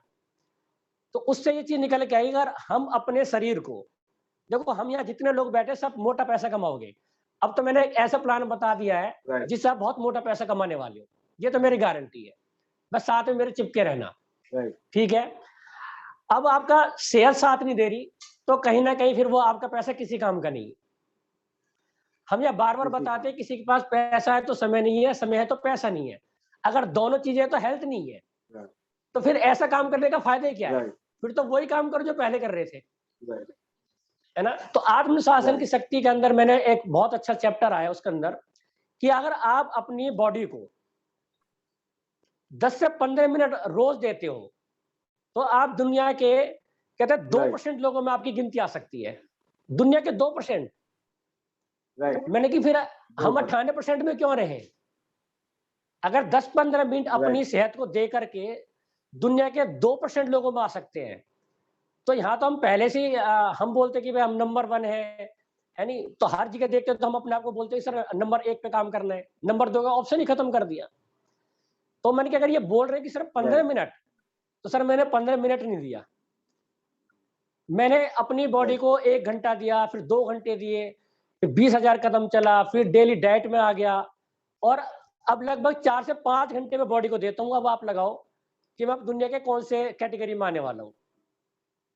उन्होंने सिर्फ 15 मिनट का बोला, तो यहाँ तो मैंने संख्या थोड़ी और एक्स्ट्रा ही हो गई। फिर अपनी 4 से डाइट को मैंने 5 डाइट को चेंज किया। खाली एक्सरसाइज से कुछ नहीं होने वाला। राइट, बहुत सारे लोगों को मैं देखता हूँ वो एक्सरसाइज करते हैं, है ना? वो कहीं न कहीं व्यायाम करते हैं, अब खूब मेहनत भी करते हैं, लेकिन कोई बॉडी पे कोई फ़र्क नहीं पड़ता। वो पड़ेगा भी नहीं, क्योंकि वो हुँ, अपने इस शरीर के अंदर डाल क्या रहे हैं, वो बहुत महत्वपूर्ण है। अगर मैं अपनी डाइट की बात करूँ तो सर राइट, इसमें डाइट का बहुत बड़ा रोल है। खाली एक्सरसाइज मायने नहीं रखती, है यस, ना? खाने-पीने का तरीका मैंने चेंज कर दिया, आप भी चेंज करो। मैंने मीठा छोड़ दिया, खाने-पीने में बहुत हुँ, सारी चीज़ें मैंने ड्रॉप कर दी, यानी बहुत सारे मैंने अभी मैं वीगन डाइट पे आ गया। पिछले अब मुझे शायद फरवरी में पूरे 2 साल हो जाएँगे। दूध और दूध से बने प्रोडक्ट भी मैंने छोड़ दिए। 2010 में जब हमारा सॉरी अच्छा, आज से 2 साल पहले जब लॉकडाउन हुआ, तो लैपटॉप में मैं यस, मोबाइल में मैं देख रहा था कि घर पे ही एक्सरसाइज कैसे करें। तो उसमें बहुत सारे हुँ, एक्सरसाइज के तरीके आए, तो उसमें एक एक्सरसाइज है कि बिना जिम जाए आप सिक्स पैक कैसे बना सकते हो। अब मैंने कि मैं घर पे ओह! ही तो हूँ, तो मैं घर पे यस, हूँ, तो मैंने जहाँ मेरा वेट उस समय 70-72 था, तो उसके बाद फिर मैंने कि चलो जी, अब घर पे ही है तो सिक्स पैक की भी तैयारी कर ली जाए। तो मुझे याद आया कि मैंने एक बारी बिल्कुल, बदरपुर में बोला था, बदरपुर के स्टेज पे बोला था कि एक दिन में सिक्स पैक बनाऊँगा, तो लोगों ने शायद मज़ाक में ले राइट, लिया। लेकिन मैं जिस राइट, भी चीज़ के पीछे पड़ता हूँ, तो वो सीरियस नहा धो के पड़ता हूँ। क्योंकि अगर वो चीज़ मैं ही करके नहीं दिखाऊँगा, तो टीम मेरा विश्वास कैसे करेगी? तो मैंने राइट, उसमें देखा वीगन डाइट मैंने किया और लगभग फरवरी में 2 साल मुझे पूरे हो जाएँगे। दूध से बने प्रोडक्ट छोड़ दिए। मैंने लगभग मीठी चीज़ें सारी चीज़ छोड़ दी, चीनी ड्रॉप कर दी पिछले 5-7 तो साल मैं से। इसे क्लिक करता हूँ। वो चीज़ मैं ले ही नहीं रहा और मैंने एक्सरसाइज़ करनी शुरू यस, की। अब वो एक्सरसाइज़ ऐसे की और बस उसके बाद मैं और फिट हो गया और लगभग अब मेरा वेट है 64 केजी। तो मैंने लॉकडाउन में अपने आप को वीगन डाइट 64 पे ला केजी करके अच्छा, एक्सरसाइज़ करके और डाइट पे ले आया और उसके बाद जो मेरा खान-पान का जो तरीका है, सुबह मॉर्निंग में लेता हूँ, पीवीएमएफ लेता हूँ।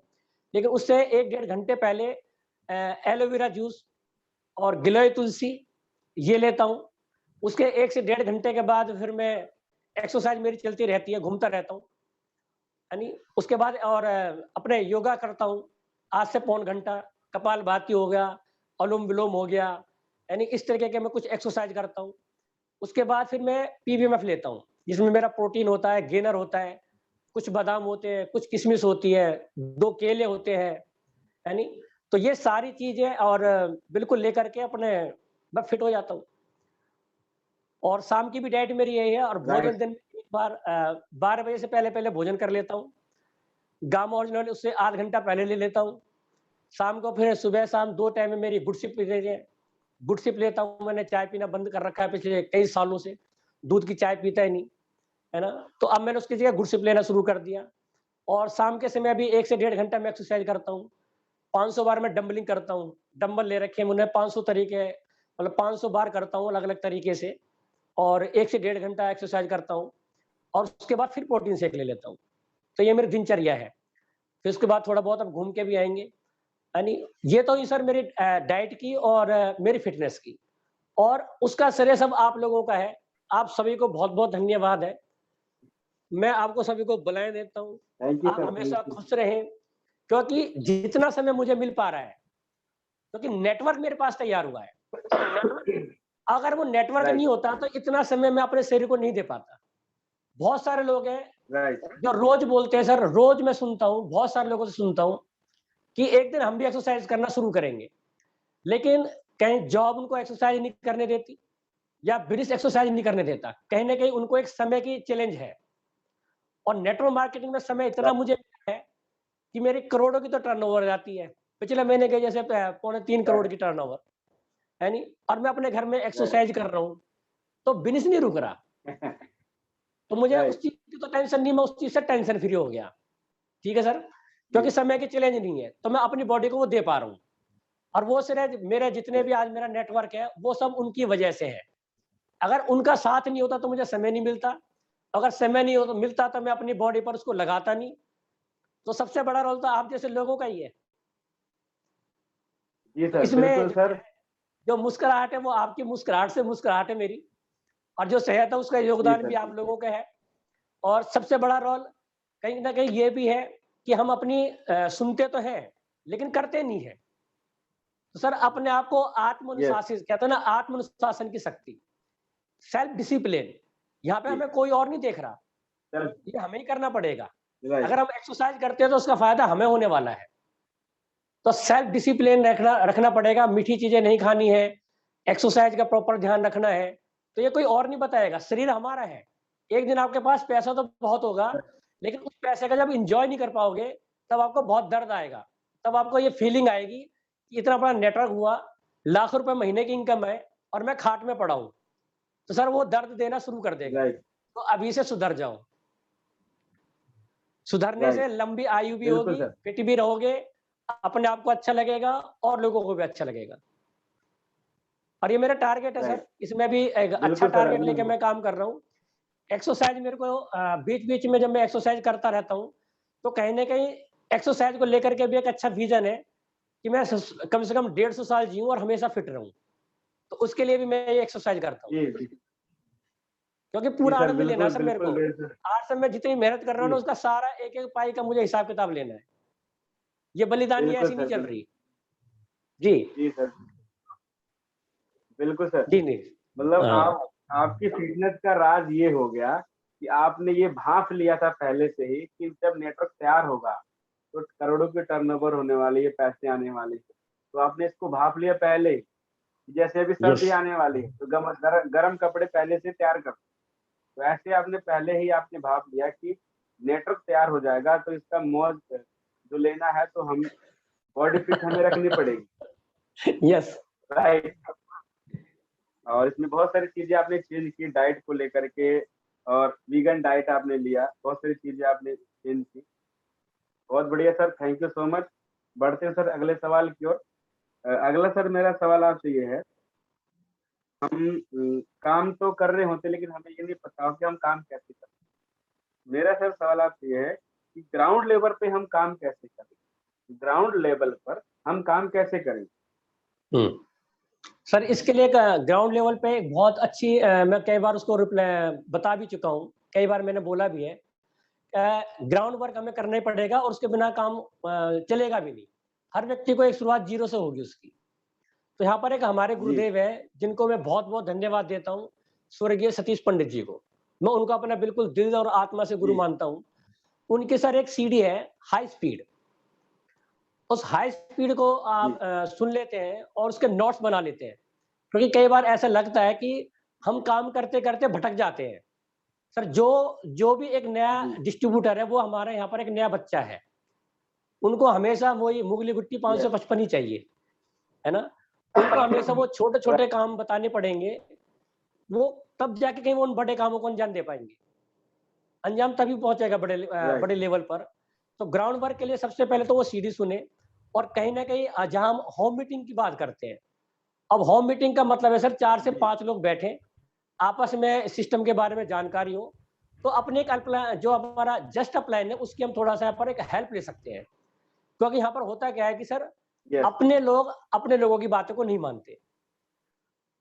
अपने लोग अपने को राइट, ऐसे ही समझते हैं जैसे हम उनके साथ पहले थे। मेरे पड़ोसी आज भी मुझे उसी तरीके से लेते राइट, हैं, जैसे मैं उनके साथ पहले से ही था, क्योंकि वो मुझे बचपन से देखते आ रहे हैं। तो हमें यहाँ थर्ड पार्टी का इस्तेमाल करना पड़ेगा। थर्ड पार्टी का मतलब है यहाँ पर केवल अपलाइन भी नहीं होता, राइट, कहीं न कहीं हम ऑडियो वीडियो दिखा सकते हैं। जैसे मैं पहले करता था स्टार्टिंग में, कि ये जिन्होंने मुझे सिस्टम में जॉइन कराया वो सिस्टम में जॉइन करा करके आउट हो गए।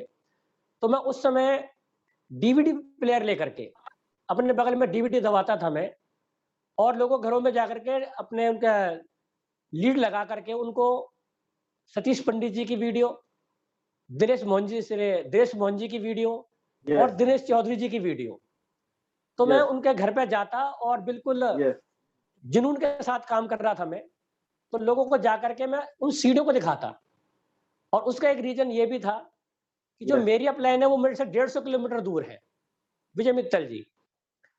तो मैं उनको एक होम Yes. मीटिंग के लिए बुलाने के लिए सोचता भी नहीं था। ना मुझे पता था तरीका क्या है कि होम मीटिंग किससे Yes. कराऊं, या हम होम मीटिंग के बारे में जानते भी नहीं थे। तो सतीश पंडित जी की Right. उससे मुझे पता लगा कि यार होम मीटिंग नाम की भी कोई चीज होती है।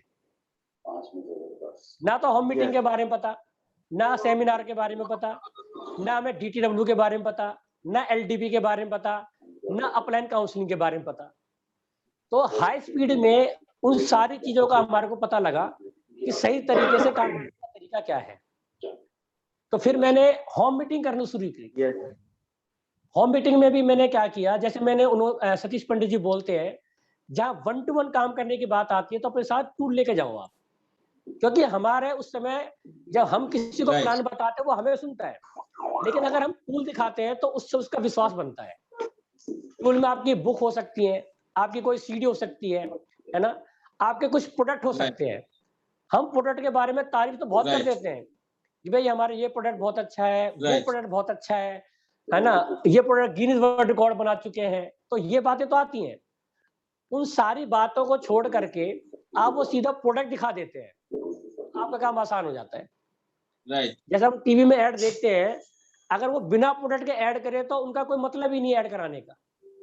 तो पहले तो प्रोडक्ट को आगे रखते हैं, वो प्रोडक्ट को आगे रखते हैं, खुद उसके पीछे रहते हैं।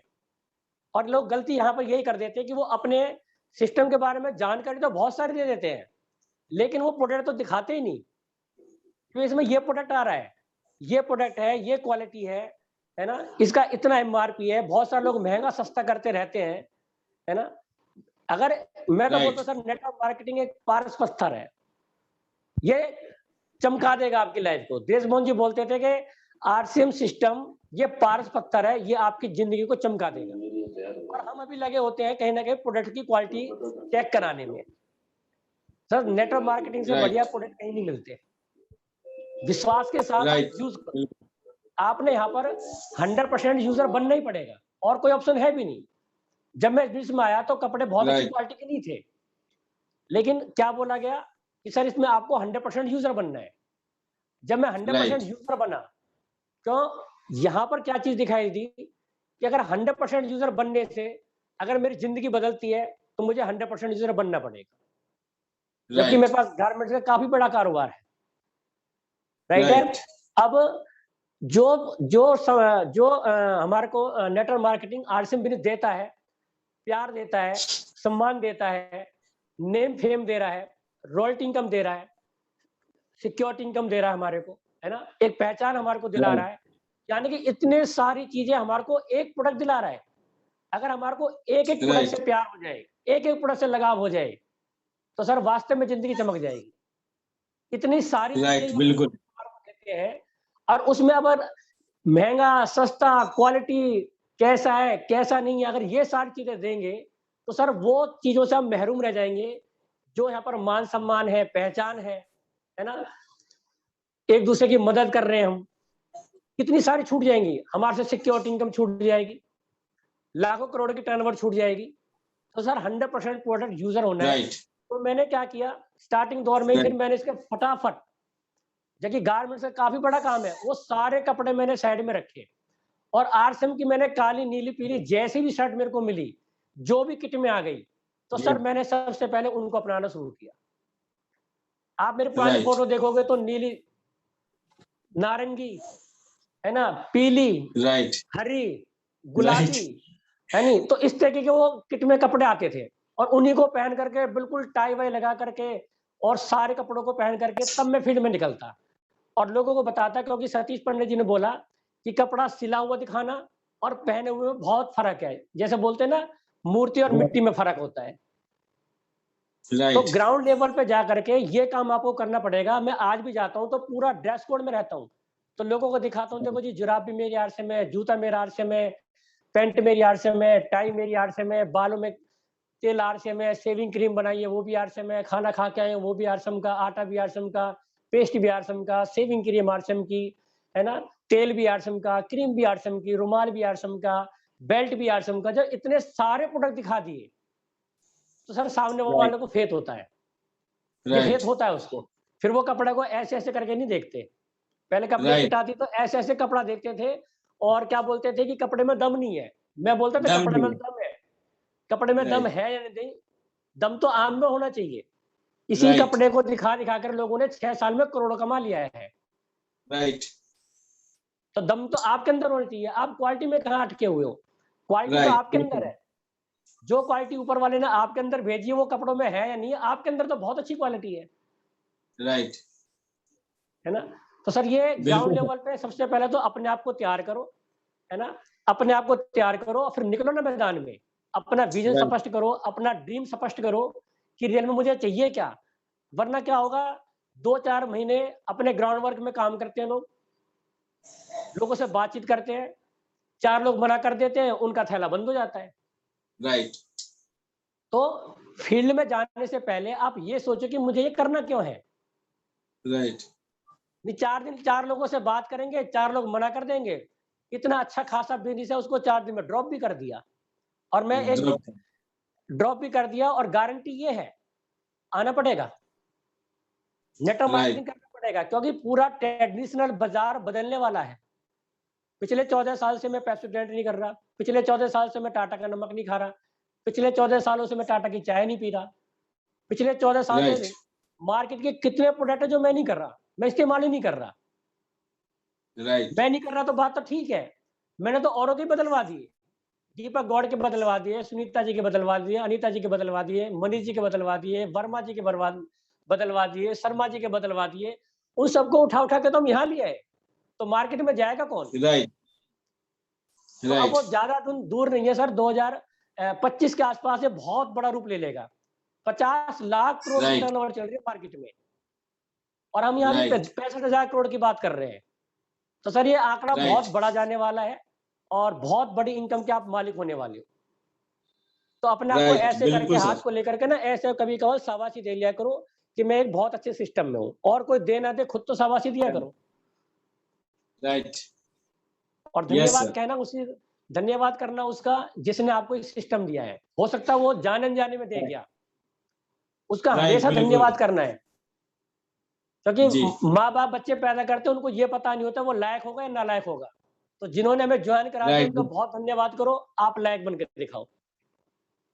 राइट बिल्कुल बिल्कुल सर बहुत बढ़िया सर बहुत बढ़िया सर आपने बताया कि ग्राउंड लेवल पे हमें काम कैसे करना है बढ़ते हैं सर अगले सवाल की ओर अगला सर मेरा सवाल आपसे ये है कि क्लोजिंग हम कैसे करें क्लोजिंग हम जी कैसे करें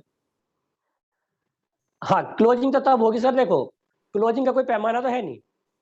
जो केयरलेस है राइट वो क्लोजिंग नहीं करते और जिनको केयरिंग जी केयरिंग होगी अपने बिजनेस की वो क्लोजिंग करता है और यहाँ पर हर तरह के लोग मिलेंगे।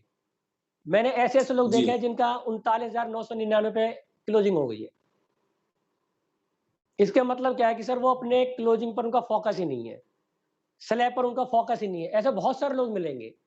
तो यहाँ पर मैंने एक राइट कार्ड बनाया हुआ है, 2 जो कार्ड मैंने बनाए हुए हैं, उस कार्ड में साफ-साफ स्लैब के बारे में भी बताया गया है और वहाँ पर मैं 2 चीज़ें बोलता हूँ। आपका लीडर खड़ा हो जाएगा, लीडर आपके तैयार हो जाएँगे, अगर इस क्लोजिंग शब्द को आप पहले डे 1 से आप क्लियर कर देते हो।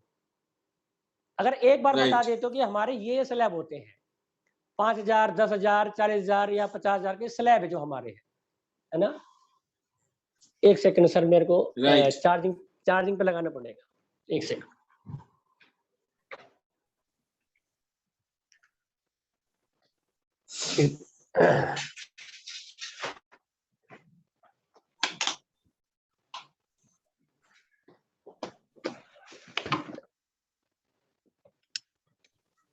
जी।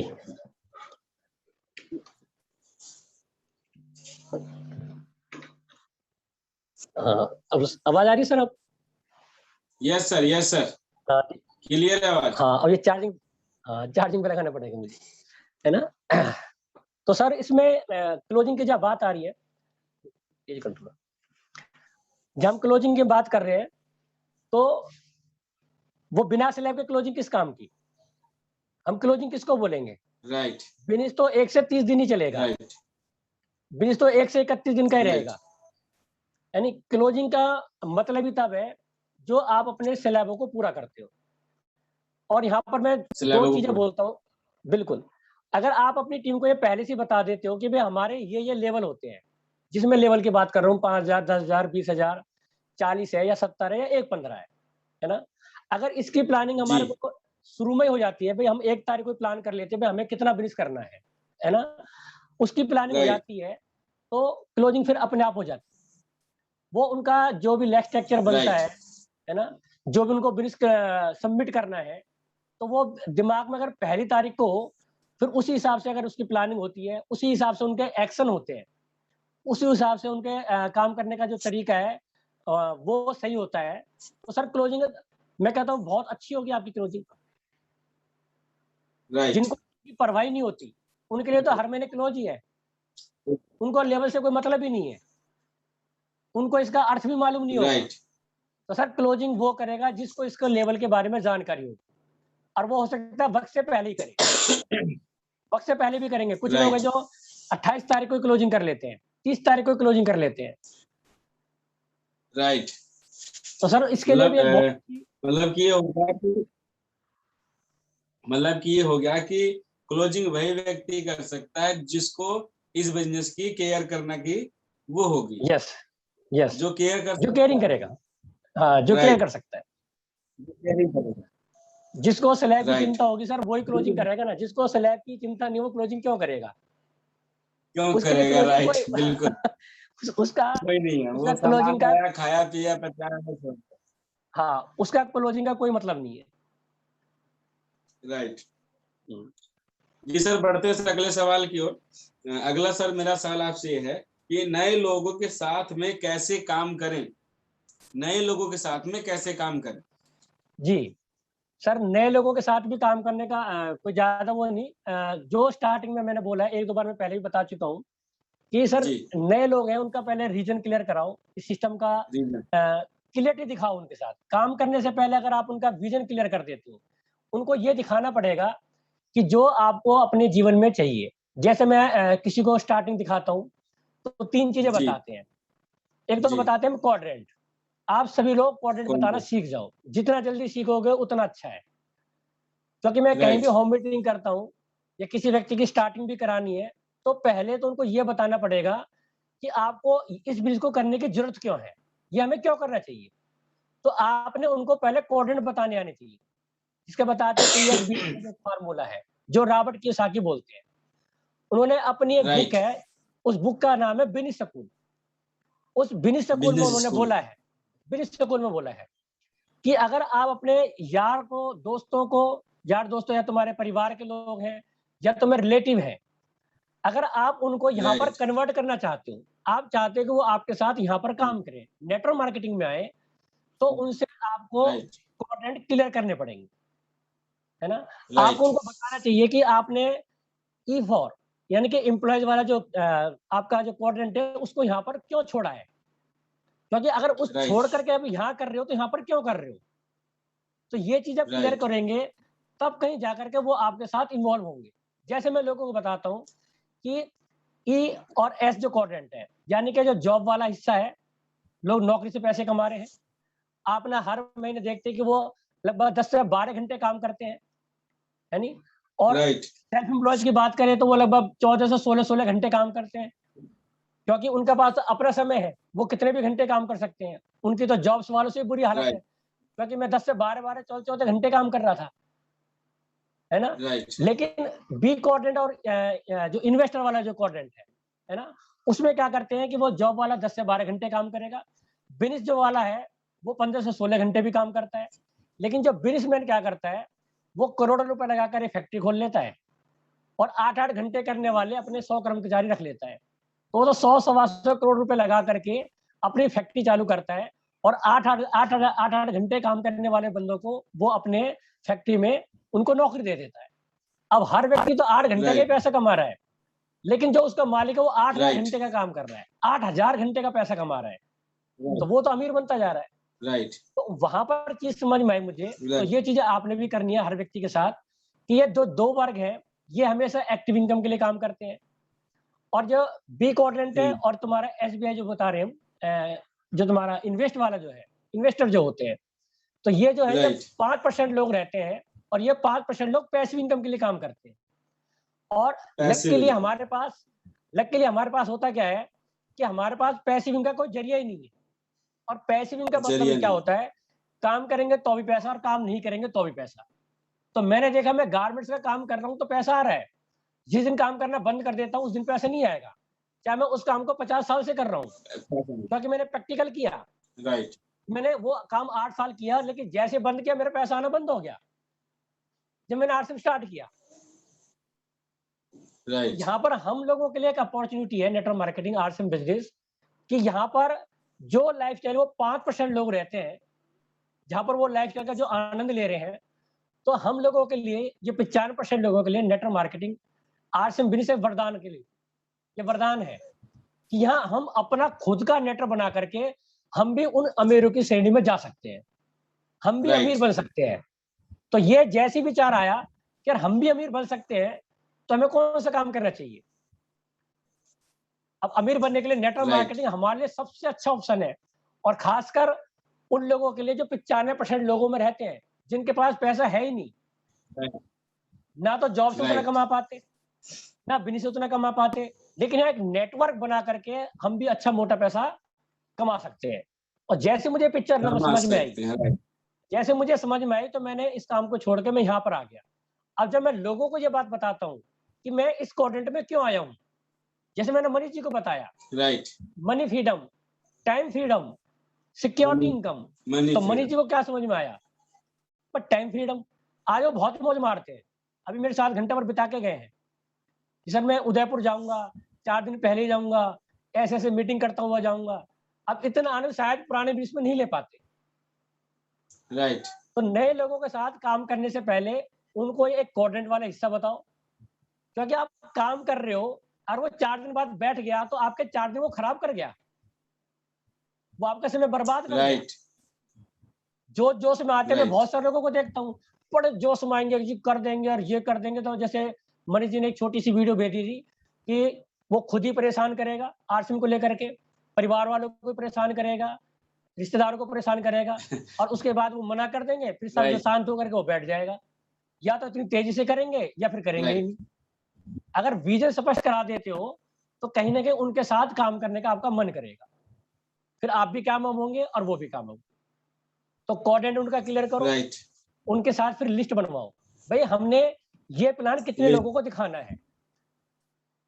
तो प्लान दिखाने का सिंपल सा तरीका, तो कार्ड मैंने बना दिए, उनको वो मैं कार्ड दे देता हूँ, 2-4 प्लान मैं उनके साथ दिखाता हूँ, उनको भी बार-बार प्लान दिखाता हूँ, है ना। फिर उनकी लिस्ट बनाओ आप, भाई जिन्हें अपनी लिस्ट बनाओ, 10-50 लोगों की जितना बना सकते हो बनाओ, और उनको जाकर के प्लान बताना है। तो स्टार्टिंग में 2-4 प्लान आप दिखाओ, और साथ में बोलो कि जैसा मैं बता रहा हूँ ऐसा आपने बताना है, उस इरादे से आपको ये प्लान देखना है। तो उसके लिए वो इजी डुप्लीकेट हो जाता है।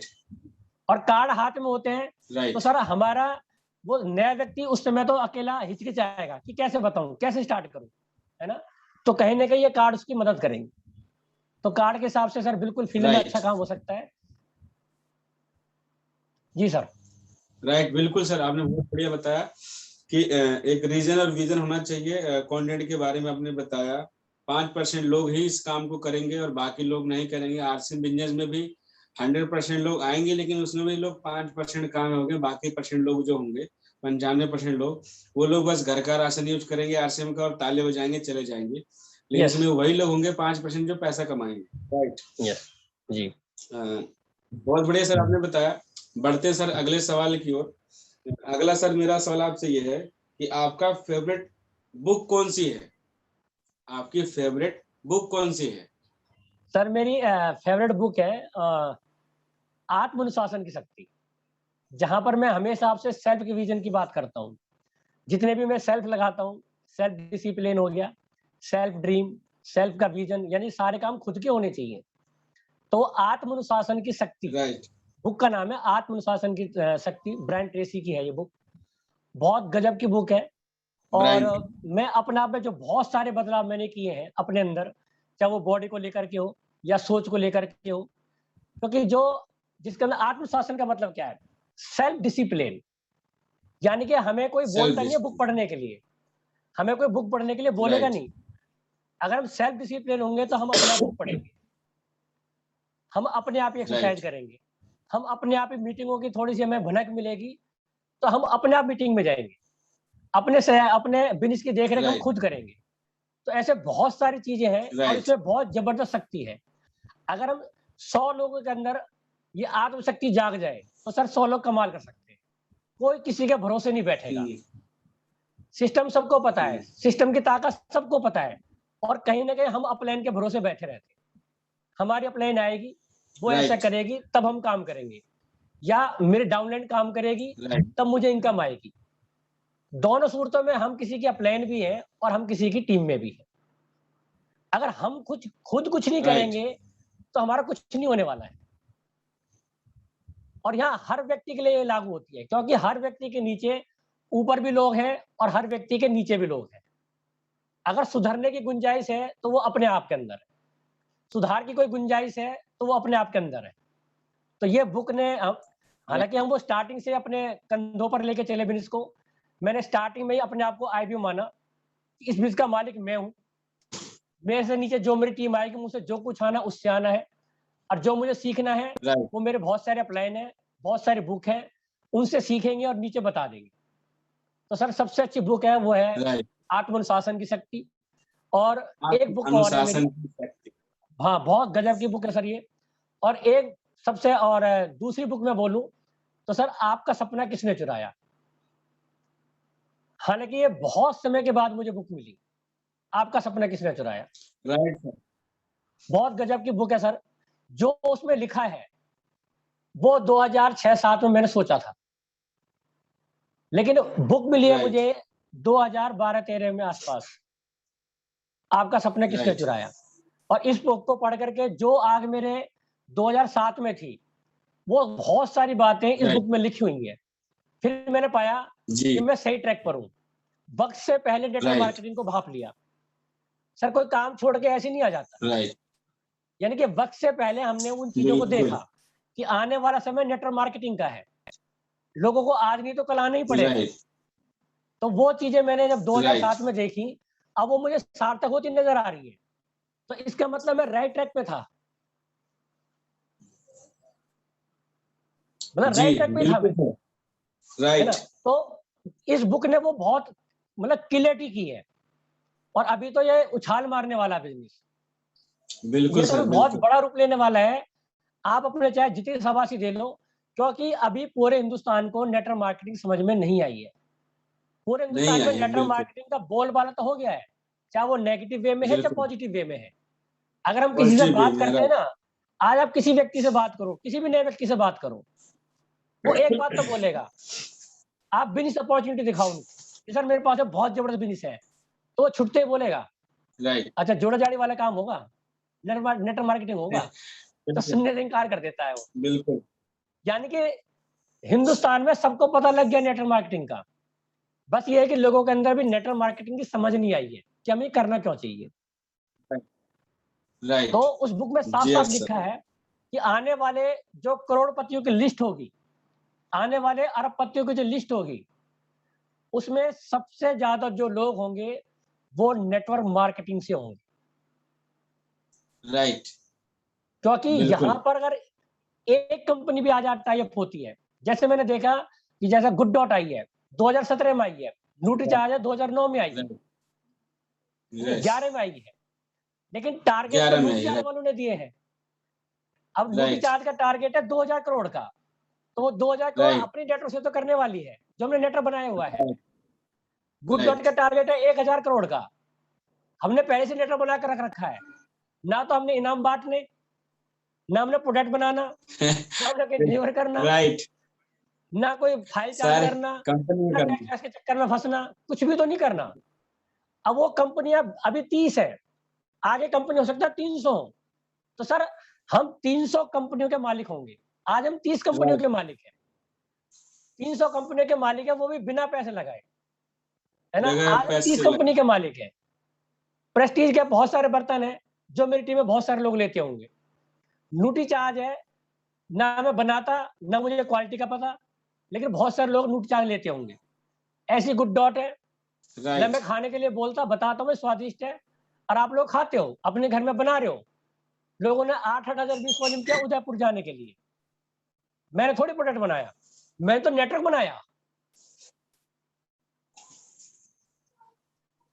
अब इस नेटवर्क का राइट, फायदा कितना बड़ा हो गया सर। 230 लोगों ने काम किया गुड डॉट के ऊपर।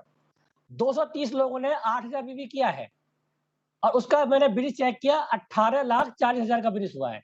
अब एक महीने में एक कंपनी जुड़ती है और उस कंपनी से इतना टर्नओवर आ रहा है, तो आगे तो भी बहुत सारी कंपनी जुड़नी बाकी है, क्योंकि उन कंपनियों को भी समझ में आ रहा है कि किसी भी अच्छी नेटवर्क मार्केटिंग कंपनी से जुड़ने से उनका प्रोडक्ट एक बार फ्लो में जाएगा। राइट, उनको ये कहने नहीं पड़ेगा तुम मेरा प्रोडक्ट बिल्कुल, लो, उनको कोई ऐड कराने की जरूरत ही नहीं है। बिल्कुल, जो फिल्म स्टार आप ऐड देखते राइट, हो, आप ऐड देखना बंद कर दोगे, ऐड आपकी और हमारी चलेगी। राइट, हम कमाने राइट, वाले ना, ऐड के तो पैसे कमाने हम। अपने आप को मैंने फिट किया तो बताता हूँ ना कि राइट, न्यूट्री चार्ज वजह से हुआ, न्यूट्री चार्ज खाता हूँ उसकी वजह से फिट हुआ। तो असली हीरो कौन बिल्कुल, हुआ? असली हीरो तो हम हुए, क्योंकि हम खा के बता रहे हैं, यूज हम करके राइट, बता रहे हैं, बिल्कुल, हम असली ऐड कर रहे हैं। तो सर बहुत शानदार बुक है, आपका सपना किसने चुराया, बहुत शानदार बुक है सर। और तीसरी बुक है सर, एक और बताऊंगा मैं, लोक व्यवहार, जो हमें हर हाल लोग में व्यवहार, ये कहना सिखा देगी कोई बात नहीं, चलता है। कहीं ना कहीं आप बहुत पोलाइट हो जाओगे, गुस्सा कंट्रोल में आ जाएगा, और जहां कहीं काम भी करता है वो गुस्से की वजह से बिगड़ता है।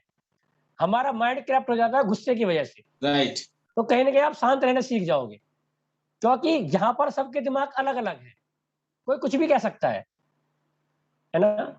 कोई गुस्सा दिलाता है, अगर गुस्सा हो जाते हो तो रिमोट उसके हाथ में है। अगर आपको खुश करता है और आप खुश हो जाते हो तो रिमोट इसके मतलब दूसरे के हाथ में है। लेकिन जब ये बुक पढ़ लोगे राइट, तो रिमोट आपके हाथ में आ जाएगा। तुम्हारे ऐसे दिल में कोई आएगा राइट, तुम्हें गुस्सा दिला देगा, क्योंकि गुस्से से बात बनने राइट, वाली है भी नहीं। क्योंकि हमारे को हजारों नहीं, लोगों का नहीं, नेटवर्क बनाना है, किस किस से गुस्सा होते फिरेंगे, किस किस से नाराज होते फिरेंगे। बिल्कुल, तो सर बिल्कुल, लोक व्यवहार है जो नेटवर्क बढ़ाने में बहुत बड़ा योगदान देगी। आप पोलाइट हो जाओगे तो लोग हाँ, तुमसे आज बिल्कुल, नाराज तो कल खुश भी हो सकते हैं, वो वापिस से आपके साथ मूव कर बिल्कुल, जाएंगे। जी सर, ये बिल्कुल 3 सर, अच्छी फेवरेट बुक है सर मेरी, और कहने को तो 500 बुक हाँ, पढ़ी है। बिल्कुल सर, बिल्कुल सर, आपने ये तीनों बुक बहुत बढ़िया बताई। ब्रायन ट्रेसी की आत्म अनुशासन की शक्ति, लोक व्यवहार, और आपका सपना किसने सुराया, बहुत ये तीनों बुक बहुत शानदार है। बिल्कुल हमें पढ़नी चाहिए। बढ़ते सर अगले सवाल की ओर। अगला मेरा सवाल आपसे ये है कि लाखों रुपए गारमेंट के काम से आते थे आपको, फिर भी आपने सारा काम बंद करके आरसीएम को क्यों चुना? जी हाँ सर, जी, आरसीएम को बस सर चुनने जैसी तो बात यह है कि जिस दिन आरसीएम आ गया तो स्टार्टिंग के 17 महीने तो मुझे समझ में ही नहीं आया। मैंने इसको समझना ही चाहा, मैंने को समझने की कोशिश ही नहीं की कि जी, आखिर आरसीएम है क्या। बताया जी, किसी और, ज्वाइन कराया किसी और ने, है ना। तो यस, स्टार्टिंग का जो दौर रहा सर, किसी की आवाज आ रही, डिस्टर्ब हो रहा, आवाज बंद कर ले सर जिसकी किसी भी का है। माइक चालू है? हाँ कोई बात। जी सर, जब जब वो स्टार्टिंग का जो दौर था कि मैंने आरसीएम को क्यों चुना, तो सर एक प्रोग्राम में मैं गया, जी, तो पूरी बात तो खैर नहीं बताऊंगा मैं अच्छा, आपको। एक प्रोग्राम में जी, गया जी, मैं, जी, और 17 महीने के बाद गया, जैसा हर मीटिंग में बताता ही हूँ। वहां जाने के बाद मुझे लगा, जब वो मैंने मीटिंग देखी, और जी, मीटिंग थी तमन्ना सारंग जी की, उनको भी मैं बहुत बहुत धन्यवाद देता हूँ। हर मीटिंग में उनके बारे में चर्चा होती है मेरी, कि उन्होंने एक चीज बोली जो कहीं शायद हमने कभी जिंदगी में सुना ही नहीं था। 37 साल की एज तक भी हमने नहीं सुना था कि कोई रॉयल्टी इनकम भी आती है, कोई पैसिव इनकम भी रोल्टी, होती है। अब भी मैं बहुत सारे लोगों से प्लान पूछता हूँ, देता हूँ, तो उनसे पूछता हूँ क्या रॉयल्टी इनकम के बारे में जानते हो? सर क्या होती है रॉयल्टी इनकम, हमें तो पता नहीं। अगर उनको रॉयल्टी इनकम के बारे में कहीं बुक में पढ़ाया जाता, और ये बात जी, 95% लोगों को नहीं पता। मजे की बात देखो, राइट, अगर 95% लोगों को पता होता, क्या वो रॉयल्टी इनकम के लिए काम नहीं करते क्या? बिल्कुल, क्या वो पैसिव इनकम के लिए काम नहीं करते क्या? तो सर 37 साल राइट की जो मुझे पता लगा कि यहाँ पर एक रॉयल्टी इनकम आती है, पैसिव इनकम आती जी है। और उसमें क्या बोला कि मैं आज इस बिजनेस से 2.5 लाख रुपए महीने कमा रही हूँ। खुदा ना खास्ता मैं दुनिया से चली जाती हूँ, क्या जो मेरे नेटवर्क बनाया है हजारों लाखों लोगों का, क्या वो सामान खरीदना बंद कर देगी? मैंने कि वो तो सामान खरीदना बंद नहीं करेंगे। जब भी वो सामान बिल्कुल खरीदेंगे तो मेरा चेक बढ़ जाएगा, और ये चेक बढ़ जो है जाएगा, बढ़-बढ़ के पीढ़ी दर पीढ़ी आता रहेगा। ये पीढ़ी दर जनरेशन पीढ़ी। बिज़नेस है। तो मेरे को लगा यार जब ये बिज़नेस इतना है और समय क्या माँगा सिर्फ 5 साल का, कि अगर 5 5 साल साल का। एक अच्छा सा एक नेटवर्क बना लेते हैं, अगर आप काम करते रहते हो, एक नेटवर्क बना लिया आपने, खुदा ना खास्ता कोई हार्ट बीमारी हो जाए, तो आपके परिवार में इनकम आती रहेगी और ये आईडी राइट, आपके बच्चों के नाम ट्रांसफर होती रहेगी। तो मैंने सोचा बिल्कुल, कि मैं 37 साल का हो गया, काम करते-करते हम अगर एवरेज देखें तो सर 21 साल की एज में तो काम करना शुरू कर देते हैं। राइट, ग्रेजुएशन हो जाती है तो 21-22 साल की उम्र में काम करना शुरू कर दिया। 25-26 साल के अंदर शादी हो जाती है और उसके बाद वही चलता बिल्कुल, जो हमारे साथ चलता आ रहा है। जैसे हमने बिल्कुल, बोला रिच डैड पुअर डैड में बोला है चूहा दौड़। चूहा दौड़ मौलाना वाली रफी साकी ज़िंदगी। ने हाँ, उनकी बुक है बिनीश स्कूल, है ना? जी, तो वहाँ से ये चीज़ समझ में आई कि जब 37 साल की एज में मैं सिर्फ भाग रहा हूँ, मैं काम कर रहा हूँ, दिन-रात भाग रहा हूँ, है जी, ना? काम करता रहूँगा तो पैसा आता रहेगा, और काम नहीं किया तो पैसा नहीं आएगा। तो उस राइट, समय वहाँ जाकर के विचार आया कि मैं आज 37 साल का हो गया और 37 साल में वो आराम वाली ज़िंदगी जिसे कहते हैं लाइफ़स्टाइल से जीना, वो कहीं नज़र नहीं आ रही, जी, केवल भागम-भाग ही हो रही है। और अभी बहुत सारे लोगों की ज़िंदगी भागम-भाग में ही है, चाहे वो नौकरी कर रहे हैं या बिज़नेस कर रहे हैं।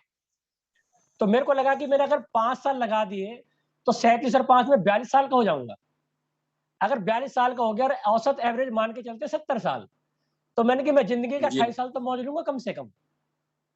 पैसा बिल्कुल, आता रहेगा, 28 साल पूरा दुनिया घूमेंगे या अपना हिंदुस्तान घूमेंगे, है ना?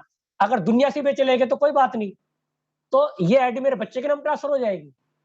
और उस समय यस, बड़ा बेटा 8 साल का था, तो वहाँ पे मैंने क्या सोचा कि अगर 8 साल का है, कल को जब इसकी उम्र 37 साल की होगी, यानी कि आज से 29 साल के बाद, तो मेरा कितना बड़ा नेटवर्क राइट, हो चुका होगा। 29 साल के बाद राइट, उसी समय मेरे यहाँ विस्फोट हुआ। यार 29 साल के बाद कितना बड़ा नेटवर्क मेरा हो जाएगा और जो ज़िंदगी मैं आज जी रहा हूँ, वो ज़िंदगी मेरे बच्चों को ऐसी नहीं जीनी पड़ेगी। राइट, और 5 साल की तो बात है, 5 साल में दुख-सुख पा राइट, करके एक बार नेटवर्क खड़ा कर दिया, तो सर मौज हो जाएगी। राइट, घर पे सबसे बिल्कुल पहला सर, काम बिल्कुल, आते ही यही किया। आते ही पहला काम यही किया कि मैंने पहले काम ही बंद किया। वो सारे हुँ, पुल ही जला दिए जहाँ पर मैं वापस ही ना जा सकूँ, बिल्कुल, है ना? तो वो जब मैंने काम बंद बिल्कुल किया सर अपने आपने कारीगरों को भी बोल दिया भई चलो, आज मैं ये नया बिज़नेस शुरू करने जा रहा हूँ। थोड़ा-सा चैलेंज रहा, ऐसे नहीं चैलेंज नहीं आया। थोड़ा पैसों का चैलेंज हुँ, रहा, हुँ, हुँ, लेकिन मैंने कि ये एक बार का दुःख है, एक बार का समस्या है। राइट, एक बार की कह सकते हैं कि जो दिक्कत आ रही है वो एक बार की है। तो सतीश पंडित जी की सीडी सुनता था तो वो बोलते थे कि ये तो दर्द एक बार होगा, लेकिन पश्चाताप का दर्द ज़िंदगी भर होगा। तो मैंने कि मेरे को पश्चाताप का राइट, दर्द नहीं लेना, मैं इस दर्द को ले लूँ एक ही बार। बिल्कुल, तो लोगों को जॉइन भी कराते थे, लोग छोड़ भी जाते थे, कहीं न कहीं ग्रुप भी चेंज करते थे, तो उस चीज़ की मैंने परवाह ही नहीं की। क्यों? ये सिस्टम है, लोग आएँगे भी, जाएँगे भी। जैसा कहते हैं ना कि भई वृक्ष होते हैं, जब सावन आता है तो हरे-भरे हो जाते हैं, पतझड़ आता है तो पत्ते झड़ जाते हैं, लेकिन जड़ें तो मजबूत रहती हैं। तो मैंने कि हमें तो जड़ें बनना है, हमने मजबूती के साथ टिके रहना है, तो लोग आएँगे भी और जाएँगे भी। लेकिन ये जो पेड़ है ये हरा-भरा रहेगा, इसमें फल लगातार लगेंगे और वो फल का मैं आनंद ले रहा लगातार हूँ। लगे। तो ये बिल्कुल 2 सर, चीज़ें बिल्कुल, दिमाग में आई सर कि मैं इस ब्रिज के माध्यम से हज़ारों लाखों लोगों को रोज़गार भी दे सकता हूँ।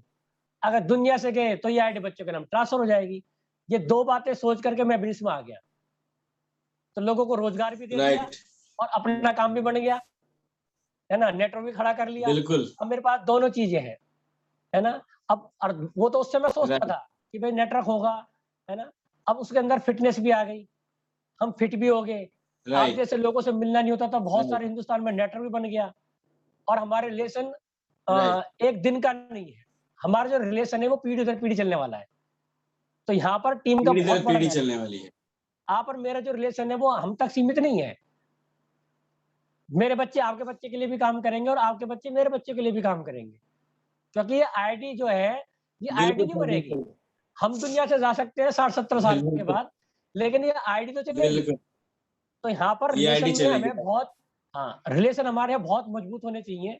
मैं किसी से बिगाड़ना नहीं है, जो आता है बहुत अच्छी बात है, और कोई कभी भी आ सकता है, क्योंकि अब दरबार खुला है, क्योंकि राइट, जाने को कुछ है नहीं। बिल्कुल आईडी पे सामान खरीदने थे, आईडी पे सामान खरीदने चालू हो गए, आईडी पे सामान नहीं खरीदते तो बंद हो गए, बंद हो गए। बस। राइट, तो ये सोच रही सर नहीं मेरी। बिल्कुल, जी, बिल्कुल सर, आपने सही बताया कि रॉयल्टी इनकम को लेकर के आप यहाँ पे आए, कि जो आपका काम था गारमेंट का, जो आप काम कर रहे थे, वहां पे वो इनकम नहीं थी रॉयल्टी वाली इनकम। भाई 10 यस, कारीगर हैं, 10 कारीगर काम पे आएंगे तो पैसा आएगा, कारीगर नहीं आएंगे काम बंद हो जाएगा। तो यहाँ यस, पे जो आपका मुख्य रहा कि रॉयल्टी इनकम को देखते हुए आप आए, right. Yes sir, passive income को जी, देख करके। पैसी इनकम को देख करके और आप आए, और पैसिव बिल्कुल इनकम है आपने और सही बढ़ती हुई है। बताया कि जी, कि ये क्या नाम है, पीढ़ी दर पैसा आता है, और ये नॉमिनी ट्रांसफर होती है। तो हमारे बीच में हमारी टीम में है मनोज कुमार जी, उनको बेटा हुआ है अभी 2-4 दिन पहले। तो वो अरे अभी वाह, मुबारक हो। 2-4 दिन का है, 2-4 दिन का है वो। तो आने वाले समय में जैसे ही 18 साल का होने वाला है, तो अपनी टीम में आने वाला है। तो वो यस, बिल्कुल आपने सही बताया कि पीढ़ियों का सवाल है ये, और ये लंबा काम है, राइट। बढ़ते हैं सर अगले जी, सवाल की ओर। जी। अगला सर मेरा सवाल आपसे ये है कि डायरेक्ट सेलिंग में, आरसीएम बिजनेस में सेमिनार का क्या महत्व है? सर सेमिनार का तो सारा रोल है। अगर मैं जी खुद ही सेमिनार में नहीं जाता तो शायद मैं जी, आज यहाँ होता ही नहीं। राइट है। सर यहाँ लगभग लोग सेमिनारों को बहुत अवॉइड करते हैं। उनको लगता है जी कि पहले मैं भी कहता था, मैं भी अवॉइड करता ही था, क्योंकि मेरे प्लान बार-बार बोलते थे सेमिनार देखो, तो मैं बोलता जी था मैं अपने काम में बिजी हूँ। जी, सुबह से शाम तक मैं बिजी रहता हूँ, आप मेरा काम देखो, मुझे कारीगर से फुर्सत नहीं मिलती, है ना? और ऐसे करते-करते 17 महीने हो गए और 17 महीने कम नहीं होते। राइट और उसकी वजह क्या थी कि अगर एक दिन काम छोड़ता हूँ, तो मेरा एक दिन का नुकसान 3 से 4 हज़ार रुपए का हो रहा है। राइट, इस वजह से सेमिनार नहीं देखते थे, है ना? लेकिन जब एक सेमिनार देखा, तो पूरी ज़िंदगी बदल गई। तो राइट, सेमिनार का सर बहुत बड़ा रोल है। इसकी एक बुक है उज्ज्वल पाटनी की। तो वो क्या बोलते हैं, नेटवर्क मार्केटिंग कितना सच कितना झूठ बुक में बोलते हैं वो, कि सेमिनार ही इंजन है। और एक बात बोलते हैं कि सेमिनार वैसे ही है जैसे हम साँस ले रहे हैं, अगर साँस नहीं ले, तो क्या होने वाला है? राइट, आप मौत सोच होने सकते वाली हैं, है। मौत होने वाली है। राइट, तो सर सेमिनार के राइट, बारे में वो यही बोलते हैं। जैसे हमारी रिश्ता साँसों से है, तो नेटवर्क मार्केटिंग का रिश्ता है सेमिनारों से। अगर आप सेमिनार में राइट, आते रहोगे, तो आपको नई-नई बातें सीखने को मिलेंगी। और सबसे बड़ी बात ये होती है सेमिनारों में कि हम रिलेट करते हैं। हमारे जैसे लोग भी वहाँ होते हैं। वहाँ बहुत सारे ऐसे राइट, लोग होंगे जो जॉब कर रहे थे और अपने जॉब के साथ-साथ उन्होंने काम किया और आज वो रॉयल्टी और टेक्निकल जैसे मुकाम पर हैं। कुछ लोग बिजनेसमैन होंगे जो सेम काम कर रहे होंगे, कुछ डॉक्टर होंगे, कुछ वकील होंगे, तो वो एक-दूसरे से रिलेट कर लेते हैं। राइट, अरे! डॉक्टर होके जब ये भी काम कर सकता है, तो मैं भी कर सकता हूँ। ये जॉब के साथ-साथ काम करता है, तो मैं भी कर सकता हूँ। है नहीं? तो वहाँ जाने के बाद अपने जैसे लोग देखने को मिलते हैं और अपने जैसे नहीं, अपने से बहुत सारे ऐसे लोग मिलते हैं, जो बहुत ज़्यादा पढ़े-लिखे नहीं होते, राइट, बहुत ज़्यादा स्मार्ट नहीं होते, बहुत सिंपल-सिंपल से लोग मिलते हैं, जो ये बोलते हैं कि मैं इतने साल पहले इस में आया और कुछ लोगों को मैंने बताया, आज मेरी टीम में इंजीनियर भी है, डॉक्टर भी है, वकील भी है, बिज़नेसमैन भी है, लेकिन मैं अनपढ़ हूँ। अगर वो आज काम करते हैं, तो उनके राइट, काम करने से मुझे पैसा आता है। मैं गरीब आदमी था, राइट, मैं मुश्किल से 1000-2000 की सामान खरीदता था, लेकिन मेरी टीम में ऐसे लोग आ गए जो 10-10, 15-15 हज़ार का सामान खरीद रहे हैं और मेरे को इनकम आ रही है। राइट, यहाँ पर एक चीज़ वो समझ में आती है कि सेमिनार जाने से लोगों का एक तो विज़न क्लियर होता है। आप पास बैठ के कितना भी अच्छा बता दो, तो वो चीज़ें समझ में नहीं आती। लेकिन जब सेमिनार में जाते हैं, तो वहाँ का जो माहौल होता है, तो वो कहीं न कहीं राइट, लोगों को बात समझ में आती है। इसलिए सेमिनार हमारे को रेगुलर देखने चाहिए। 1 से 2 सेमिनार का रेगुलर देखो, वहाँ जाने से आपके अंदर एक ऊर्जा बनती है। जब राइट, मैं शुरू-शुरू में सेमिनार में जाता था, तो अपने अंदर एक ऊर्जा बनती थी और लगता था कि आज मैं सोना के बहुत सारे लोगों को जॉइन कराऊँगा। लेकिन जब जोश जोश में उनके पास जाता तो मेरी हवा निकालते। राइट। पंडित के आज तो आ गए, आज के बाद मत आइयो। ये मेरे दोस्तों के सवाल होते हैं। ठीक है, जी। बामण के आज तो आ गया है, आज के बाद मत आइयो इस काम के लिए। वैसे आ, खा पी, चाय वाय पी और मौज ले, लेकिन इस बार मत आना। तो अपने लोग हवा निकाल देते थे। लेकिन जैसे ही सेमिनार में देखता, मैंने कहा ये लोग भी तो कामयाब हुए हैं, कंपनी 6 साल से चल रही है। राइट। जब ये कामयाब हो सकते तो मैं क्यों नहीं? तो वो चिमाटा कहीं ना कहीं अपने आप यहाँ लगता है, यार ये औरत कर सकती है तो मैं क्यों नहीं? तो वो अपने कहना कि अपने ईगो हट होता है, यार ये इतने सिंपल सिंपल से लोग कर रहे हैं, यार मैं नहीं कर सकता क्या? तो वहां से राइट। उस तरीके की आग आपके अंदर लगनी शुरू हो जाती है। जब देखते हैं राजा जैसे बाबू लोगों को, जिनकी टांगे नहीं है, हाथ नहीं है, वो लाख रुपए महीने कमा रहे हैं। राइट। अभी एक पोस्ट आया नया नया रॉयल्टी चीवर बना, जिसके हाथ ही नहीं है, पैर ही नहीं है। तो यहाँ पर वो जी। सिस्टम काम कर रहा है। जब ऐसे लोग वहां राइट। स्टेज पे मिलते हैं, कोई लंगड़ा मिलता है, और एक लेडीज उस समय में आज से 12-13 साल पहले, गीता नाम था उनका, और वो तमन्ना सारन के साथ टीम में आई थी, और वो शायद 9 महीने गर्भ से थी, मतलब डिलीवरी कभी भी हो सकती थी उसकी, और वो उस प्रोग्राम अच्छा। में आ गई। और वो हमारे नजदीक गांव है, भौंसी गांव है, वहां की रहने वाली थी, मारुति कुंज के अंदर। तो वो बोलती है कि इस एज में भी इसमें बच्चा कभी भी हो सकता है, तब भी वो सेमिनार में आ रही है। और उस समय वो रॉयल्टी अचीवर थी। तो वो बोलती थी भाई मैं पहले, रॉयल्टी। हाँ वो रॉयल्टी अचीवर थी। तो वो क्या बोलती है कि मेरे पति मुझसे नाराज हो गए, मेरे ससुर मुझे बोलते थे कि हमारे पास जब सब चीज है, खाने की दिक्कत नहीं है, पहनने की दिक्कत नहीं है, हस्बैंड कमा रहे हैं, है ना, और कहीं ना कहीं उसके जो ससुर है वो भी कमा रहे हैं, तो उनको बोलती थी कि मेरे को अपना नाम कमाना है, तुम्हारी कमाई से पल जाऊंगी, नाम कम। बच्चे भी पल जाएंगे, लेकिन कहीं मेरा नाम नहीं होगा। अगर वो राइट। उस समय स्टेज पे नहीं आती तो शायद आज मेरा नाम, मेरे मुंह से उसका नाम भी नहीं निकलता। राइट, बिल्कुल। वो मुझे उनके लिए अभी तक ताली नाम भी बनती है याद सर, है, ताली बनती है इस बात पे। मुझे उसका अभी तक नाम भी याद है। गीता था और वो गर्भावस्था से थी, और उसके हस्बैंड भी उस प्रोग्राम में आए। तो सर उस समय देख मैं भावुक हो गया। मैंने कहा इसके तो गर्भ में बच्चा भी है, और वो कभी भी हो सकता है।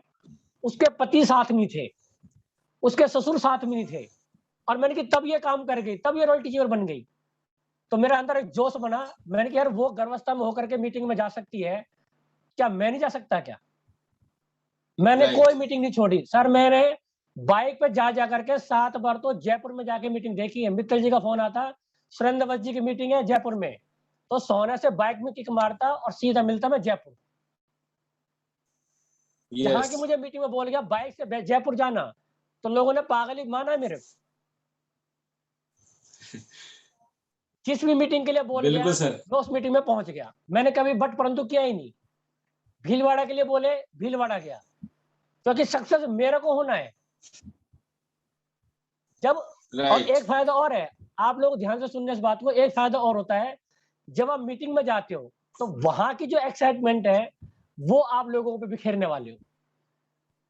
मैं जैसे बिल्कुल। मीटिंग देख के आता तो मैं इन लोगों को बोलता, अपने रिश्तेदारों को, पड़ोसियों को जो मेरे साथ में रहते थे, मैं उनको बोलता था कि इस मीटिंग में ना जाकर के तुमने अपने पैरों पर कुल्हाड़ी मारी है, इतनी गजब की मीटिंग छोड़ी है राइट। आपने। सर आपने अपने जीवन के ऊपर, मतलब जीवन का कह सकते हैं आनंद लेने वाले नहीं हो, मैं तो लेने वाला हूँ, क्योंकि मैं मीटिंग के सुन के आया हूँ।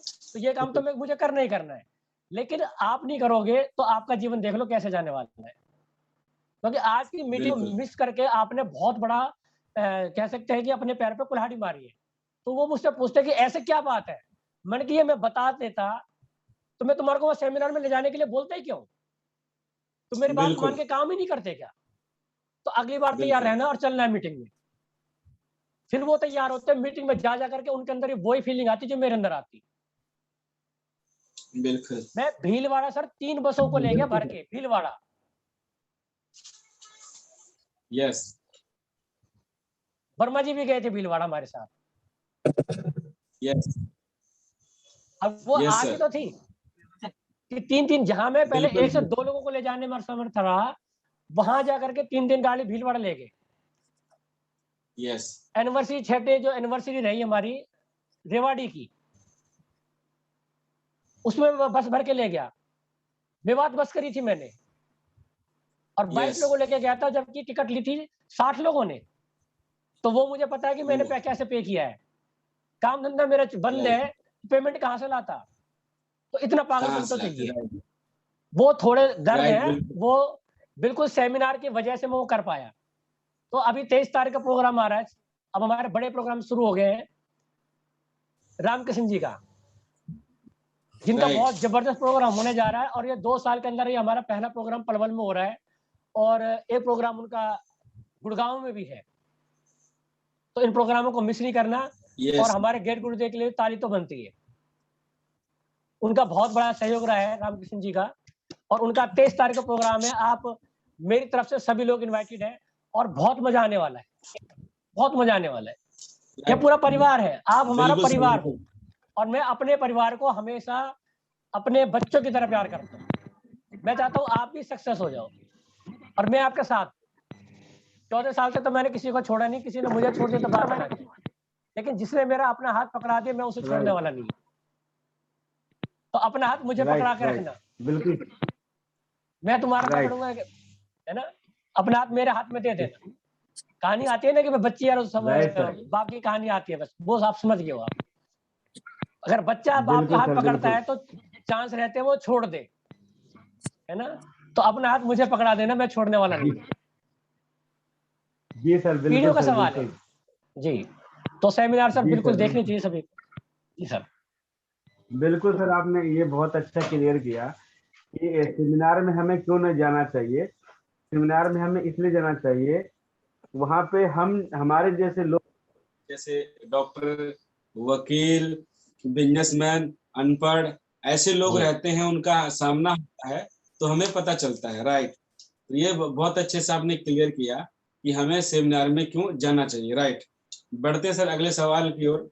अगला मेरा सर सवाल आपसे है कि बी लैग में कैसे काम करें, मेरी बी लैग कमजोर है। बी लैग में कैसे काम करें, मेरी बी लैग कमजोर है। जी सर, यहाँ पर कमजोर कोई सी लैग नहीं होती, दोनों तरफ ही आदमी होते हैं। अब हम कैसे कहते हैं हमारी एक टांग कमजोर है? राइट, जैसे हमारा शरीर है, ये 2 टांगों पे चलता है, तो इसमें किसी टांग को कमजोर बोल सकते हो क्या? राइट। लेकिन यहाँ पर हमारी बस ये थोड़ा सा विचार गलत आ जाता है कि मेरी बी लैग कमजोर है। सर पहली बात तो ये है, छोटी है। हाँ, पहली बात तो ये है, थोड़ा सा शब्दों का चयन ठीक कर लो तो ये भी ठीक हो जाता है ना? जी बिल्कुल। उसको कमजोर ना बोल करके यही तो बोल सकते हो कि हमारे दूसरा ग्रुप है, क्योंकि दोनों साइड में लोग हैं, इधर भी लोग हैं और इधर भी लोग हैं। अगर आप इसको कमजोर करते रहोगे तो सर आपके मस्तिष्क में, अवचेतन मन में उसके बारे में कमजोर कमजोर वाली फीलिंग आएगी। जब तुम किसी को बार बार बोलोगे कमजोर है कमजोर है कमजोर है, तो वो बेचारा वो कमजोर ही रहेगा। तो आप ये बोलोगे, हाँ, वो कमजोर ही रहेगा। जैसे बार बार बोलते हैं ना यार बीमार से लग रहे हो, 10 लोग बोलते हैं ना बीमार से लग रहे हो, तो आपको बीमार समझ लेता है यार, 10 लोग गलत थोड़ी ना है। जैसे लोग मेरे को कई बार कि तू पहले से बहुत हल्का हो गया, उसके पीछे मेरी वर्जिश थोड़ी नजर आ रही है, मेरे नूट चाय के प्रोडक्ट थोड़ी नजर आ रहे हैं, उनको मेरी एक्सरसाइज थोड़ी नजर आ रही है, वो तो मैं कर रहा हूँ ना। अगर लोग बोलते हैं कि कमजोर है कमजोर है और मैं भी अपने आप को कमजोर मान लेता हूँ, तो मैं अब तक हाथ पकड़ चुका होता।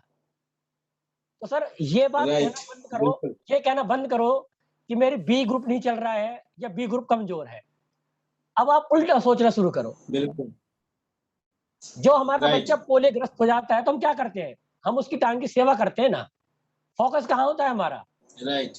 जो टांग कमजोर है उसकी मालिश वालिश करना, है ना, उसको अच्छा पोषण देना, है ना। तो वो सारी चीजें हम कम करते हैं जो व्यक्ति कमजोर है ना। अब उसको ये कहना भी तो शुरू कर सकते हैं ना कि एक दिन तू भी दौड़ेगा। जैसे अनिल कपूर की एक पिक्चर थी, मुझे पता नहीं पिक्चर का नाम, अनिल कपूर की मूवी, एक पिक्चर थी, तो वो बोलता है कि नहीं मेरा बच्चा दौड़ेगा। डॉक्टरों ने कह दिया कि तुम्हारे बेटे के दोनों टांग खराब हो गई है, लेकिन अनिल कपूर कहता था कि मेरा बच्चा है, तुम्हारी साइंस गलत हो सकती है, मेरा बच्चे में कोई दिक्कत नहीं है, मैं इसको ठीक करूंगा। वो उसको पूरी उसकी सेवा करता है, पूरी मालिश वालिश करता है, थोड़ा बहुत उसको दौड़ना भी सिखाता है, और एक दिन ऐसा आता है वो ग्राउंड में फर्स्ट आता है दौड़ के अंदर। तो सर यहाँ पर हमारा ना तो ए और बी ये कहीं लिखा थोड़ी होता है कि ये ए लैग है ये बी लैग है। राइट। ये तो जिधर भी ज्यादा हो जाता है उसको ए अलग मान लेते हैं। जिधर भी इसका में वो आपके बी ग्रुप हो गया। तो इसको कमजोर कहना बंद करो, इसको वीकर कहना बंद करो, और यहाँ पर ये सोचना शुरू करो कि इसी को ए अलग बनाना है, इसी को ए ऐसा अलग कुछ बनाना मैं, है। हाँ, राइट, क्योंकि मैं ये काम कर चुका हूँ।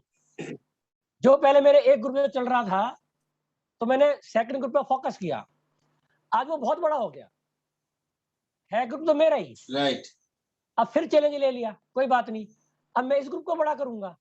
मैं कभी नहीं बोलता कि आप कमजोर हो, कभी नहीं बोला। मैंने बोला कि आप लोग कमजोर हो। अगर मैं आपको कमजोर बोलूंगा, नो, कमजोर हो जाऊंगा। सर तो ये बोलते हैं तू कमजोर है, तू राइट, निकम्मा है, बिल्कुल, किसी काम का नहीं है, तू बकवास आदमी है, ऐसा है, तू काम नहीं करता। अरे इसकी वजह ये बोलो ना कि एक दिन तुम बहुत बड़े आदमी बनोगे, एक दिन तुम करोड़पति बनोगे, एक दिन तुम्हारे पास सिक्योरिटी इनकम होगी, एक दिन तुम्हारा राइट, मान सम्मान होगा, एक दिन आप रॉयल्टी अचीवर बनोगे। प्लानिंग मैं कर रहा हूँ, है ना। मार्च के अंदर तुम रॉयल्टी पे जाओगे, सितंबर में तुम टेक्निकल पे जाओगे, उसके बाद तुम एमराल्ड जाओगे। अब तुम्हारे अंदर कैसी फीलिंग आएगी? राइट, वही वाली फीलिंग है, राइट, आपके अंदर एक ऊर्जा बनेगी, है बिल्कुल, ना।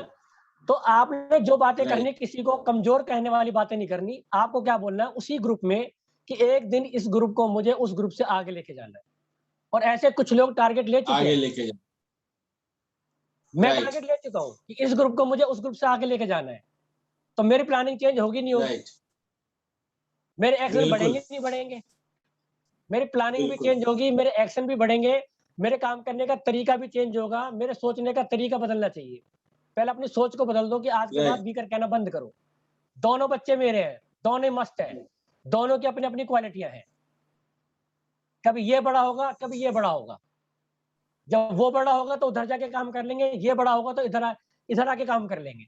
दोनों ग्रुप अपने हैं, राइट, दोनों हमने पैदा किए हैं, दोनों ग्रुप में हमने, उसकी जिम्मेदारी हम लोगों की है। दोनों ग्रुप की वजह से हम राइट, सिक्योर है, दोनों ग्रुप की वजह राइट, से मान सम्मान, पहचान, रॉयल्टी इनकम, पिन लेवल, वो दोनों ग्रुप की वजह से होने वाले हैं। तो इस राइट, बात पे कट्टस मार दो कि ये कमजोर है, फिर वो आप ये कमजोर है, सवाल ही नहीं पूछेंगे कि वो ग्रुप मेरा कैसा बढ़ेगा। राइट, बस काम करने की भावना तुम्हारी बिल्कुल, थोड़ी सी चेंज होनी चाहिए।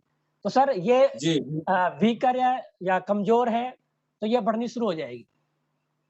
राइट, बिल्कुल आपने सही बताया सर कि इसमें से इसे डुप्लीकेट कर बोलते दो, हैं कि बिल्कुल आपने बताया डुप्लीकेट कि कर दो। बीले कमजोर है, बीले कमजोर है, ये बातें ना बोले। आप ये बोले कि जो बी लैग है, जो छोटा ग्रुप है, उसको हम कैसे बड़ा करना है। यस, राइट, हम कमजोर ना बोले, वो लैग ढीली है, कमजोर है, ये ऐसे ना बोले।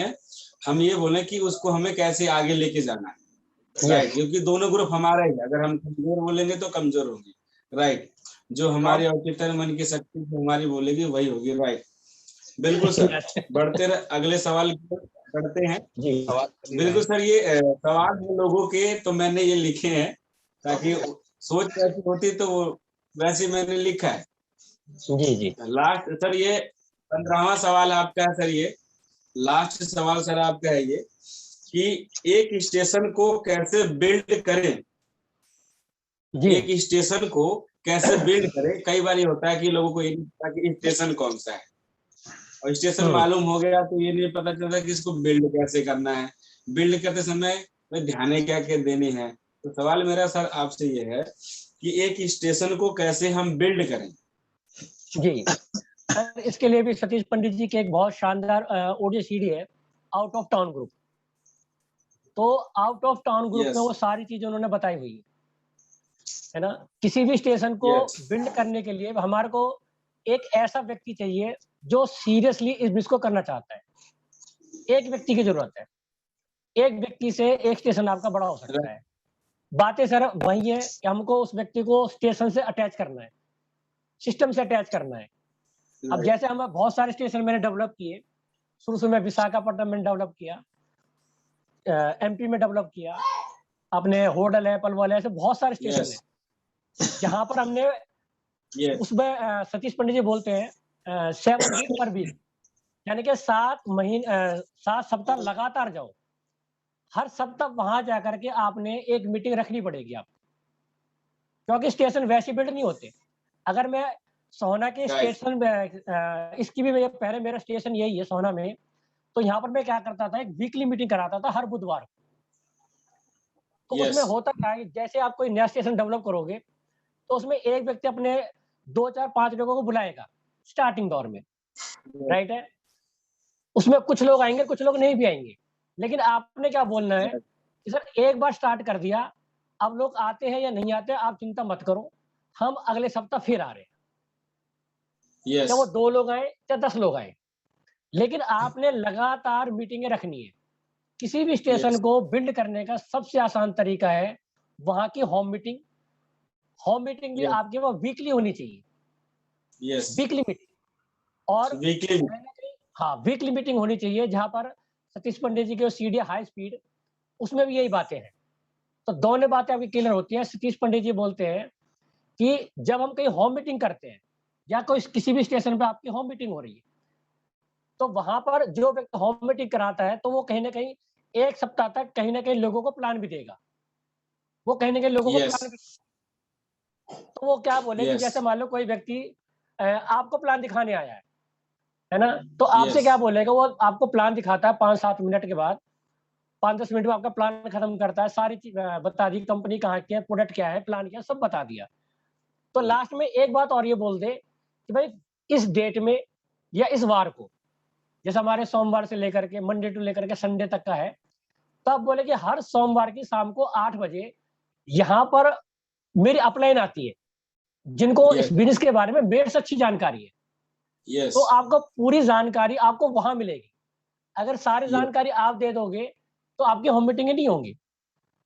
Yes. तो उसमें एक अंश छोड़ दें कि भाई हर सोमवार को मीटिंग होती है, आप बाकी जानकारियां वहां लो, और वहां Yes. पर जो तुम्हारी जस्ट अपलाइन है उसको रेगुलर Yes. बुलाओ।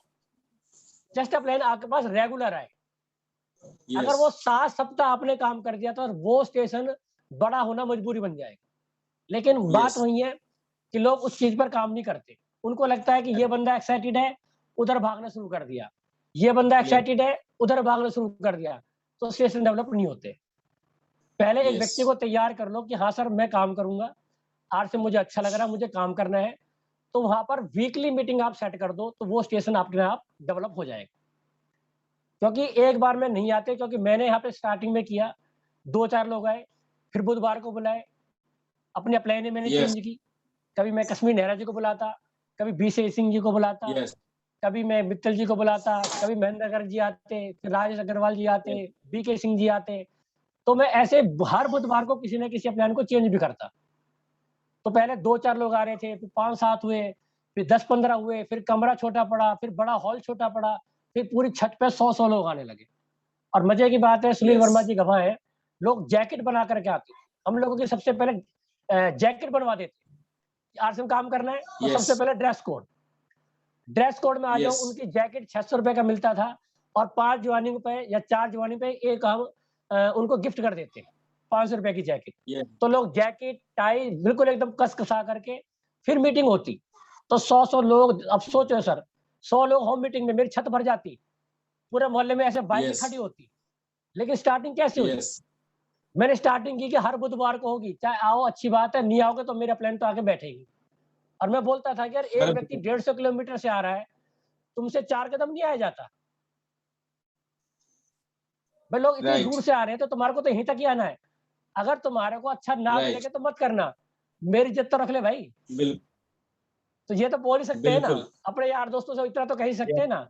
अगर ऐसे भी करके लेके आते हो तो थर्ड पार्टी की बात उनको समझ में आती है, तीसरे व्यक्ति की बात उनको Right. समझ में आती है, अपनी बात समझ में नहीं आती, Right. तीसरे व्यक्ति की बात समझ में आती है। तो वहां से आपका स्टेशन डेवलप होने शुरू हो जाएंगे। Right. और ये सबसे आसान तरीका है, होम मीटिंग इसका सबसे आसान तरीका है।